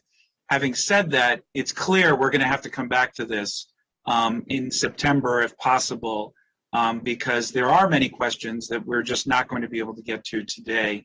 And as we know, as we heard repeatedly in a positive way, there is still a lot of work ongoing in the development of this plan, and I appreciated Dr. Kroll's opening comments, recognizing that there's still much work that needs to be done, and this is an initiation. So does that work, Ms. McMillan, procedurally, or do we need to do something different? Yes, so I think if somebody would move and second the appropriation, that would open it up to amendments. So moved, Mr. Chair. Second. And then in addition to, after you hear from your colleagues, staff does have one amendment related to the proposed funding for recreation. So after you hear from your colleagues, I can explain that as well. Great. I have some thoughts and questions, but I'm going to yield to Councilmember Navarro to go first and to ask her questions and thoughts and propose her amendment. Thank you, Mr. Chairman. Briefly, let me just say that I really want to thank Councilmember Rice and Albornoz for this particular briefing, and all of you. This has been one of the most comprehensive briefings I have been a part of thus far. It was quite comprehensive. It told the entire story, and that has not always been the case, I have to say. I think that there were many times when it was really hard to get particular type of information presented to the council in this way. And I very much appreciate this, and I have tried really hard not to get emotional as I'm, listening to some of these descriptions, especially with Catholic Charities in particular. How do you not understand that this is God's work that we have to do here? that's all I can say. So thank you so much, HHS and CPS, Diego Riburu, our partners, Catholic Charities, especially also Margarita Borges for the work that is being undertaken. Thank you, Councilmember Albornoz, for also saying that we will come back to this in September. I think what I have heard is that this is a great phase one approach, but there's no doubt that we need to come back and we need to seriously consider a more structural way to address these issues. And we need to discuss the approach, the centralized approach versus the decentralized approach, and whether perhaps it's time for Montgomery County to get serious about having a holistic center of sorts for our newcomer families, an all-comprehensive one that I know Councilmember Albornoz and I have discussed for many years, and many of my colleagues as well. So I would love for us to be able to come back. I want to say that to the two chairs to see if perhaps we can start working on that for once and for all, because what I'm seeing here is definitely the fact that we are doing so much and we're investing a lot, but lo and behold, we still don't have the kind of results that we need. And I think it's because we have not finally decided to do this in a structural way. And we may be able to actually save money by doing it that way and have better results that are more long lasting. So I look forward to that conversation. All of the observations were on point. What Mr. Uriburu said, I had the exact same concerns about, where's the plan, what about coordination, the issue of gang recruitment, recreation, PYD. So having said that, one of the things that really, really stood out for me as I was looking at this presentation, et cetera, was the enhancement of the capacity of particular components. The Street Outreach Network, as you all know, has been something that I have always sought to enhance because it is a jewel that we have in our county, because it does cover so many of these issues. And I believe that it is absolutely critical that we enhance that program with 4 merit positions, not contract, merit positions, and also give them enough funding to be able to lease at least 2 vans. Why? Well, we've said this time and time again. The concerns, the issues, the challenges, everything that these young people and their families are facing are not just like a temporary thing. There are a lot of repercussions once these young people come, and the dynamics with the family and the issues around possible gang recruitment, but also this issue of looking at this from the asset model. I think it was Everett that said that for MCPS.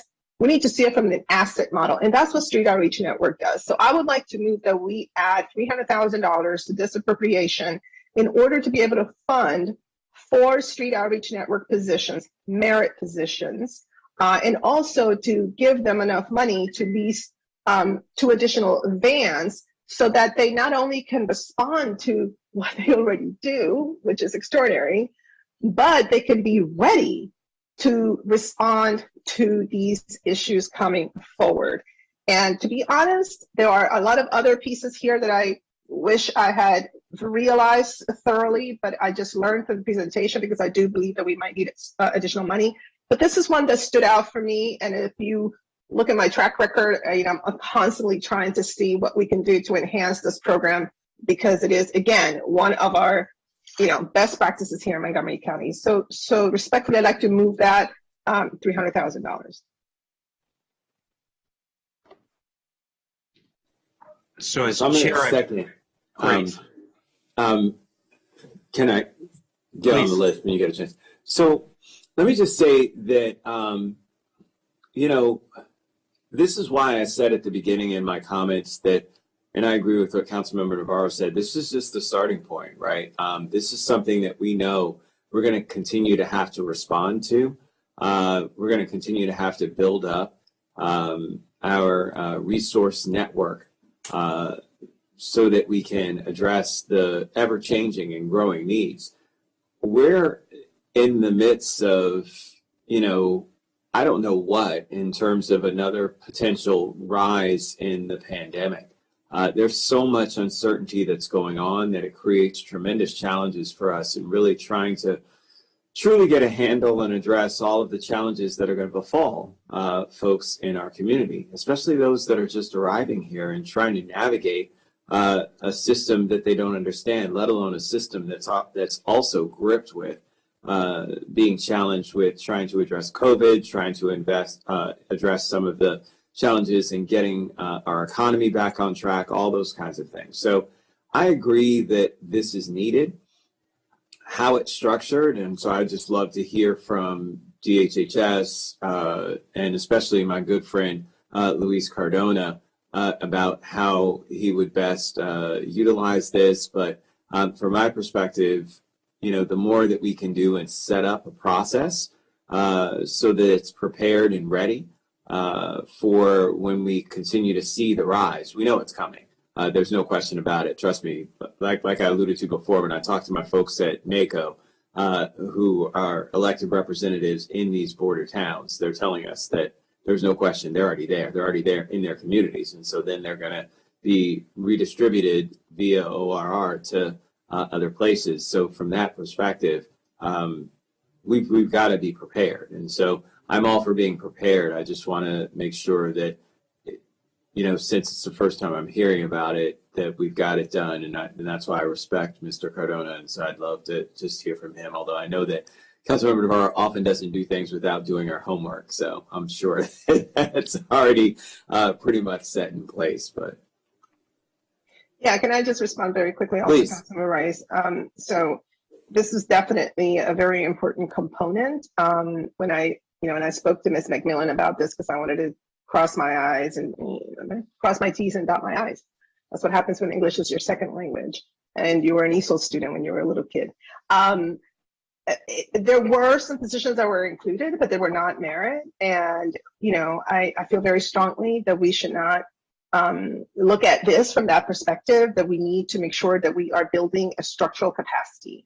And so that is why. So it's not like it's a brand new proposal. I mean, it was very much part of the comprehensive approach, but for some reason, somewhere along the line, there was a decision to just have the positions be basically contract, two of them actually, and then you know, it's just not enough. And two positions where if there's going to, you know, if for some reason there's to be some uptick in crime or something like that, well, we know what happens when we have these waves. And so again, we need to be ready instead of just parsing out some of these very important components that we've already seen in the past have presented itself.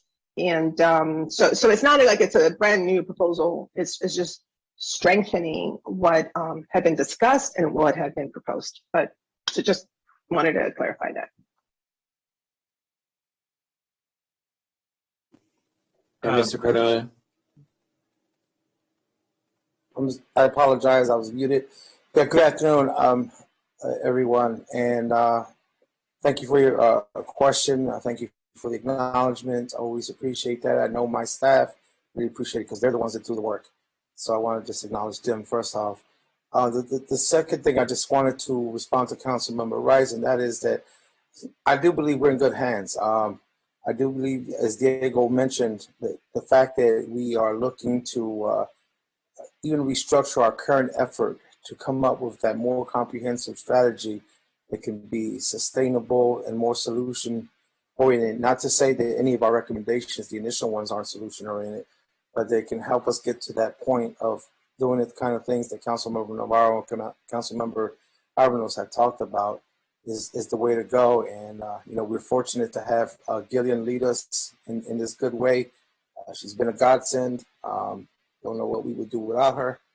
And but I also appreciate the work again of Margarita, Everett, you know, some of our other colleagues in NCPS, and as well as Monica Martin and Dina Morales and Sonia Mora. I do believe we all have the intent to come up with something that is sustainable, that is comprehensive, but again, without creating any excuses. We are coming out of one of the most historic crises in our lifetime.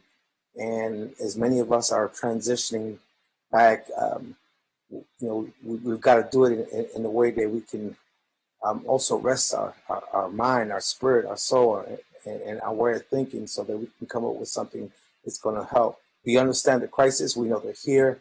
We know that we'll continue to be here and coming here to this community. And rest assured that I know everyone that was on a part of this presentation. We're all good friends. We all work together very effectively, and I do believe that we will get there. Well, thank you for that. I appreciate it. Back to you, Mr. Chair. Thank you. Councilmember Jawando has a question. Yes, just in regards to the, I think, do we have Dr. Kroll still here? And okay, yeah, I just want to hear a little bit again. These positions were in the proposal, but as contractors, and just why that was the case, just to understand, make sure I'm not missing anything around this. Thank you, Councilmember Duwando. And to everyone for the comments and questions for this afternoon. Some of the positions we put in the budget in the proposal was there for two reasons. One was to allow for us to have some flexibility about what the long-term planning is going to be in this. We know we're going to be back. We know this is going to grow. We know we're going to have to build a structure in the system. We don't know what that is going to look like. Do we need all the positions that we're talking about in Street Outreach Network, or do we need something to adjust in some other directions and have some flexibility in the budget? But the other issue, and perhaps probably the more important one in a moment, is speed. There's anyone on this council who knows what it takes to get a pen in place and get a position recruited and then hired through our merit system. And while we can in the long term do that, being able to start out with merit with open positions allows us to move faster. And this is, if there's anything that should be coming through people from this today, is that we have people here now who need help now, and getting them engaged quicker and giving Mr. Cardona and other members of the team the resources they need to get moving quickly is uppermost in our minds at this point. All right, I appreciate that. Yeah, we all are wanting our HR processes to move quicker and faster around all these positions. So I guess, it's $300,000. I understand we're going to need to do more across the board. Obviously we just got a preliminary report from the Student Wellness Action Group about the student supports we're going to need to make, and that's going to change and adjust how we respond. And so, I can't imagine we're not going to need permanent positions at Street Outreach, at some point that we would utilize. So, but I am sensitive to the larger point of, I want to make sure you all have flexibility. You need to come back to us holistically. But, I think in this instance, it makes sense that, that I've seen that unit. There's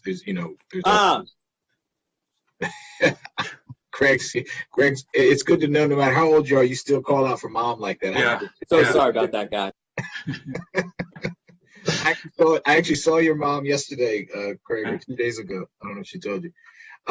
But okay, that's helpful. I will support. I have confidence in Councilmember Navarro's judgment here, but just I hope we can do it quickly. That's an issue that I hope we can do it. So, I hope that we can still bring these on board. I know that was an issue with the crisis intervention counselors too. It took a little while. So, I'll support my colleagues, but appreciate the answer.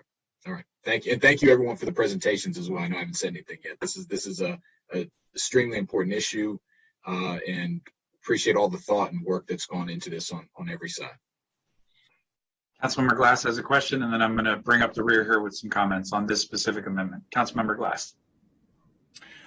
So I'm just going to make my general comments now and support the amendment and of course the funding that we're going to be approving momentarily. But just more broadly, appreciate the very thorough and in-depth presentation. There's a lot to take in, so I'll hold some of my more specific questions either for offline, and I'll reach out to some of you individually in your offices, but then certainly, as the chair said, that we'll come back later this fall to have more follow-up conversations. But more specifically for this point in time, I really appreciate Ms. Hubner's presentation, and specifically in talking about the different ways that our community needs to interact and the best practices for that interaction. One of them was co-locating and making sure that our services, as many services as possible, are in the locations where the needs are. And we do this throughout county government all the time, but we should always be striving to do even better. And so I just want to use this as an inflection point to re-up something that I've been bringing up in a few other venues, and that is the co-location of the New Hampshire Estates Elementary School School-Based Health Center. Clearly the nexus between the conversation we're having now and the need for co-locating those services with health screenings and physical exams and dental work. Again, that is a part of what we're talking about now. So Dr. Kroll, I see you taking notes, and we can follow up in that conversation too, but just wanted to reiterate that here. And then also, Mr. Udiburu, Diego, thank you very much for your comments and the need for just continued coordination. And again, between the co-location and the coordination, we know that our heart and our intention is in this work. And we know that we need to make all of these children and their families whole. And we just need to continue working within our large county government and our large MCPS system to make that happen. And so for all of the advocates and all of our community-based groups and all of our consultants, please continue telling us what we need to do better, because we need to continue doing better for everybody. And the last thing I will say is a question. As we're talking about funding and talking about other opportunities to do this work, I'm curious about some of the federal supports, the new federal supports, whether they're ARPA, Title III funding, federal elementary and secondary school emergency relief fund, what those vehicles might be, to see if we can get more funding for these or other type programs. I don't know who that is directed to.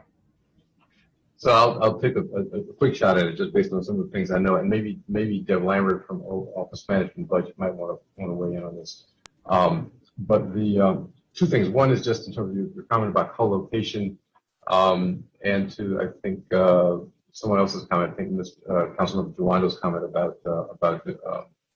about systems. One of the things that is important for us is to build capacity within our existing structures and systems that can also manage to take on some of the challenges and needs. We've been talking about building and strengthening our mental health system in partnership with the school. A piece of that work ties into this. We have members who will be newcomers who won't necessarily show up in the places where we might think newcomers will show up. They'll show up in the schools, but they will show up with mental health issues and other kinds of issues. And we need to have the capacity and the competency and the skills to be able to meet them where they are and get them the way they need to be, wherever that is. Regarding budget and other federal funding that may be coming down the path, there is preliminary message I'm getting back about ARPA is that we have to look very carefully to make sure that what the federal government is proposing, that what we're proposing will meet the federal government guidelines for funding. There's some question about the degree to which so much of what we proposed here will is sufficiently COVID related to qualify. And I see Deb on screen, so I'll stop and let her talk about that. And the reporting requirements are getting to be more intense around this as well. So we have to tread a very careful line.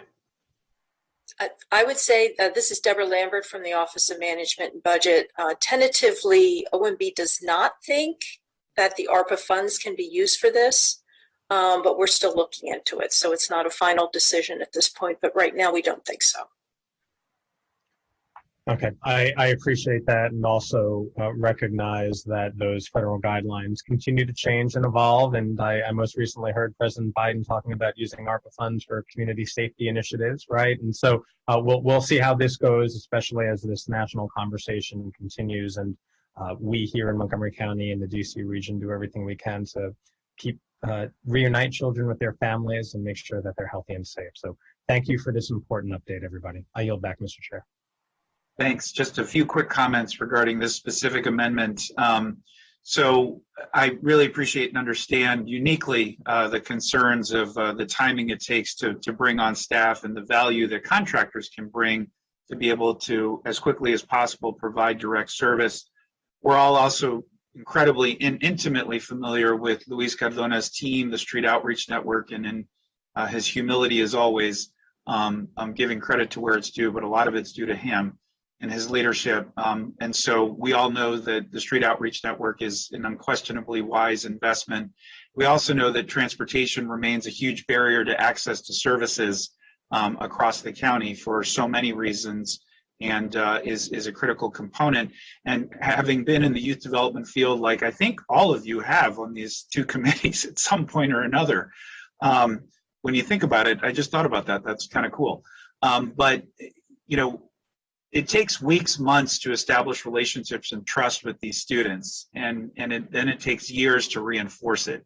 And so that's why I think having merit positions that are we can count on, we know are going to be there to solidify those relationships is so important and critical to the service delivery model. And I join all of my colleagues, and I know Dr. Kroll as well, in wanting to really advance and push our Office of Human Resource process. But I think in this case, it's worth a little bit more time on the front end to get a better product on the back end. So I do support this amendment, and we have an amendment on the floor. We have a second. All those in favor, please raise your hands. Okay, and that is unanimous among all those present. We have one more amendment. And I apologize. Thank you, Ms. McMillan. I saw your text message. I do offer a friendly amendment because it's not exactly $300,000. There may be an adjustment slightly up to reflect the direct costs. So Chair Navarro, would you, with the acknowledgement that there may be a slight adjustment to that number, won't be exactly 300,000. Are you okay with that? Absolutely. Okay. Thank you. Great. Okay. We'll make sure the right amount is in personnel costs, which will then clarify the committee's recommendation that they be merit positions. Okay, we have one other amendment that we're going to hear from, but panelists, please stay on because we will vote on this particular bill, but there are some questions that I have that I wanted to follow up on while we are all here, and we will be convening back in September, and I promise I won't keep you long, but I want to make sure we get to those. But Ms. McMillan, if you could articulate the final amendment that we'll just discuss today with some additional resources for the recreation aspect of these services. Yes. So this is actually similar to the conversation that you just had. There is a need for recreation to have an administrator, a manager, to be able to do the enhancements that they are looking for, which, as you all said, you're going to come back and see, you know, what, even in addition to what is on the table, most likely will need to be done. In the budget that did come over, that is also a contractual position. And so I wanted to ask if the Joint Committee would move to actually move $93,000 from operating into personnel. We don't need additional dollars. We just need to move the dollars from operating into personnel so that this can be a merit position. So moved. So moved. No discussion there. I very much agree with the staff recommendation. Without objection then? Without objection. Perfect. Now let's vote on the entire package with the amendments as noted, and then we'll get back to some of the Q&A regarding the presentations. So could someone please move the entire amount? So moved. Second. Second. All those in favor, please raise your hands. And that is unanimous among both committees. Thank you all so much. Stay on. But for those of you that have to leave, please, understandably, if you need to, no problem.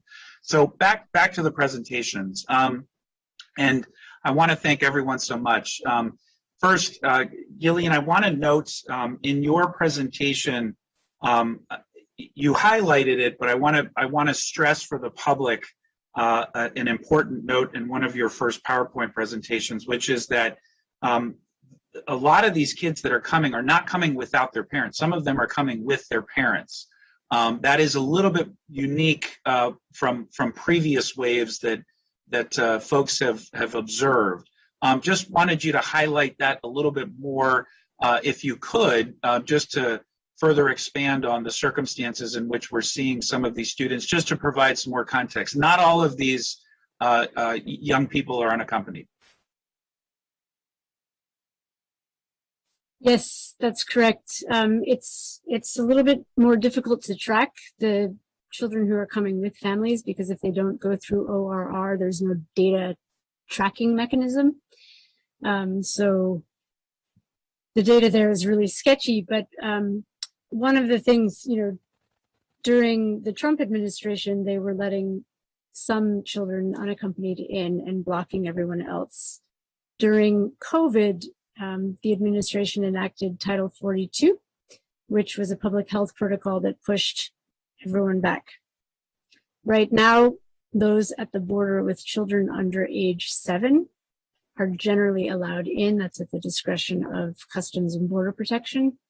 And as you mentioned in your own visit to the border, you saw the impact of this reality. If a family can't travel across the border together, is it safer to stay at the border site with young kids who are being preyed upon and harassed?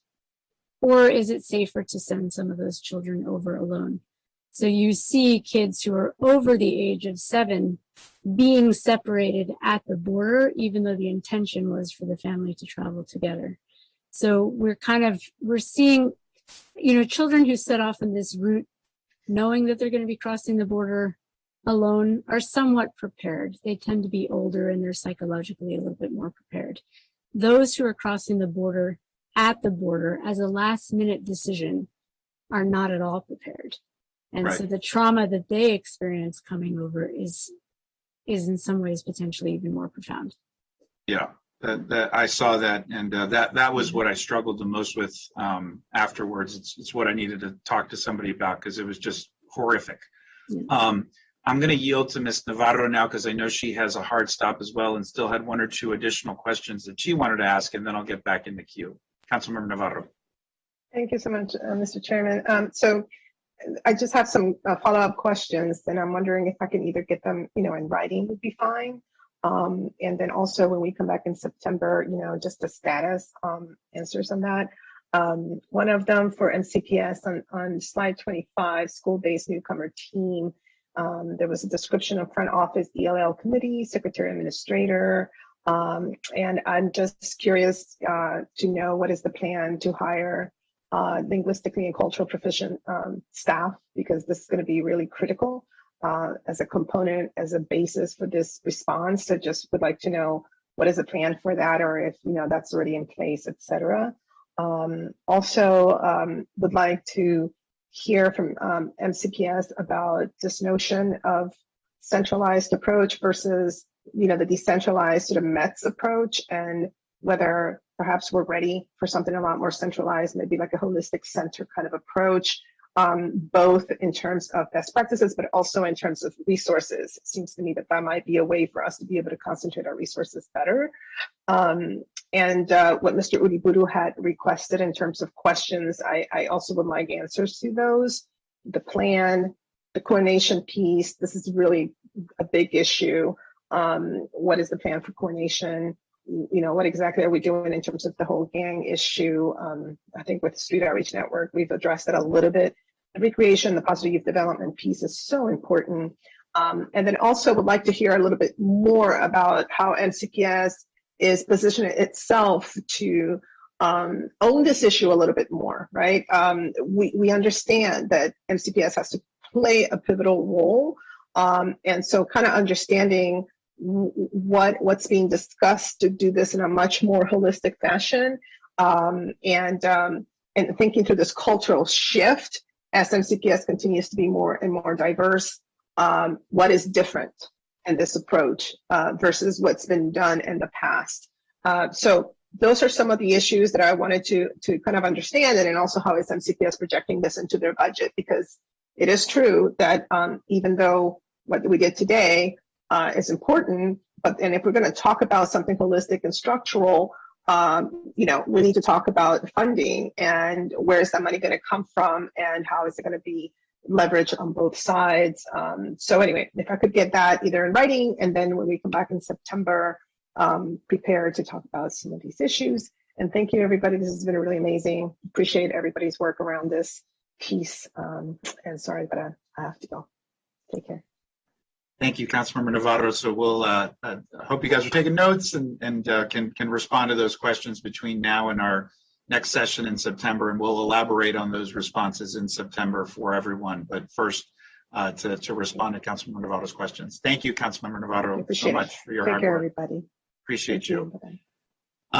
Okay, so staying with MCPS, really appreciated the presentation and the very comprehensive nature, and clearly this is a priority based on all the conversations I've had. And I just want to uplift organically that all the responses I've received are positive among many of the key stakeholders. So appreciate those efforts. I did have a few questions. The position that you've identified, which is an important one in terms of coordination, especially given all that's going to be on MCPS's plate in this upcoming year, outside of this incredibly important challenge and issue and frankly opportunity. But what level position is this? Who will they be reporting to? Will they have decision-making authority to be able to guide and organize?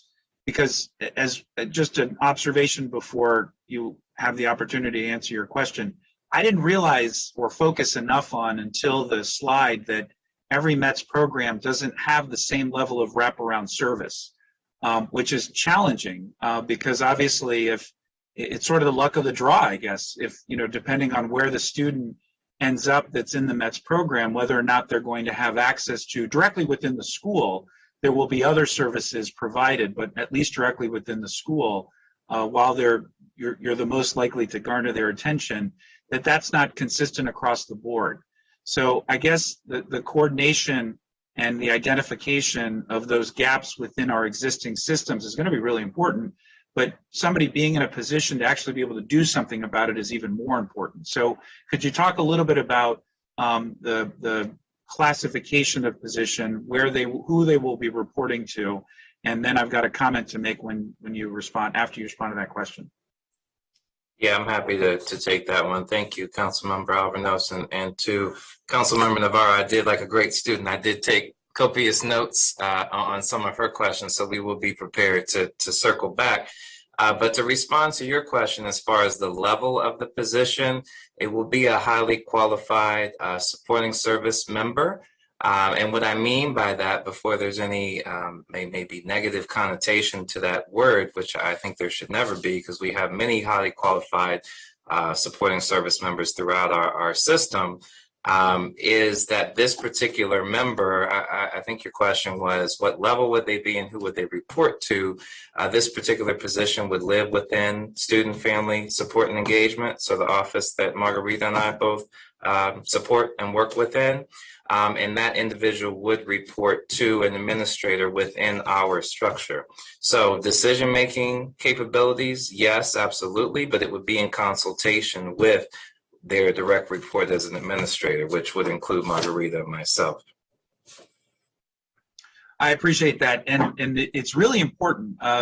Joanne, Ms. Barnes referenced earlier Por Nuestra Salud y Bienestar, and I think that among the reasons why that initiative was as successful as it was, because Dr. Kroll showed tremendous leadership in ensuring that the coordination of that position had direct access through him to what's referred to organically as the second floor, which are county executive and decision makers in that office. And this position is going to need to have direct access to the superintendent and to the board to be able to nimbly and not have to wait to seek approval, because we're going to need support in real time. As we all know, these students come with a bevy of needs, and to cut through that red tape and bureaucracy, it's going to be important that they have that ability to be able to do that and empowered to do it. So that's why I asked. With regards to funding, have we looked at Title III funding to be able to enhance, or because other jurisdictions in other parts of the country have accessed those funds in order to reinforce some of the funding available directly within the school system, so that maybe we can enhance some of those wraparound services among those METS programs that may not have the same access as some other schools. How have we looked at, Councilmember Glass asked specifically to HHS federal funding sources, sort of the same question, but for MCPS and other identified potential funding sources you may be able to identify. Yeah, I'm happy to speak to the Title III, and definitely we can follow up with our budget office, and I'll ask Margarita to chime in as well. But many of you heard us mention our ETCs, the ESOL transition counselors, as well as our PCCs, our parent community coordinators, are already funded both by local funds as well as by Title III. I'm not sure if that's something that's well known. So just to give you a sense, that is something that is currently on our budget. I'm not sure if Margarita, if you wanted to chime in any additional details about specifically about the ETCs or PCCs. No, that's absolutely correct. But I also wanted to add that we have a METS intake specialist that's funded out of Title III that supports our METS families as they enroll and deals with the database and transportation. So we also have that added support here in the enrollment office. Okay, that's helpful. I appreciate that. The other just couple of questions are, and these are more for HHS, but so the entry point for these families varies, and there's a wide range.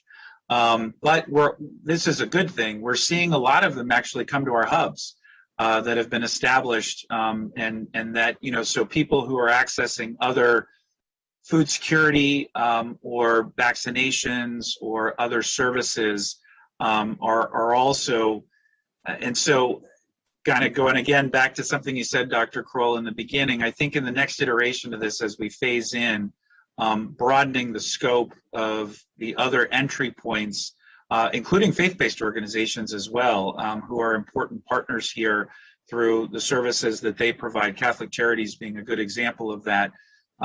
We should look at those other models and see if there is support available, or the possibility to enhance that support, acknowledging we're limited in what we can do here in the county. And I appreciated Ms. Huebner's comment that we've received no funding from the state, which is unfortunate on a lot of different levels. And I do call on the governor to follow the lead of California and other states that have demonstrated a true partnership and alliance for us to be able to really provide the wraparound services. Because again, not just morally the right thing to do, there are a lot of other ancillary issues that arise if we don't do this right. That impact everyone. So it's important we get this right. I will say, just as an anecdote, there are significant and ongoing conversations with the Biden administration that I'm personally familiar with about enhanced funding specifically for this across the country. And our model has been shown as an example of what to do, how to do this, how to do it right. And obviously we've got a lot of work to do, but the groundwork has very much been laid here. So I'm going to push, and I'm sure my colleagues all will as well. And our federal delegation is very much on this. In fact, we brought this up with Senator Cardin in a recent visit with the council.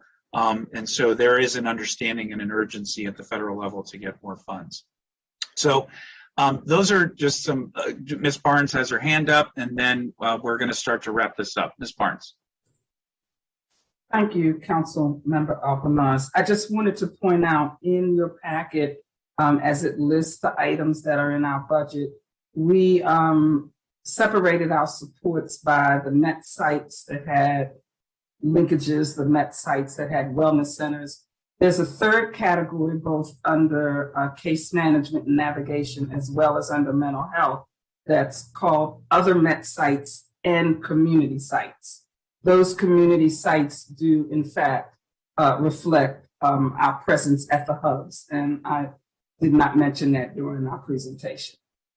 Thank you.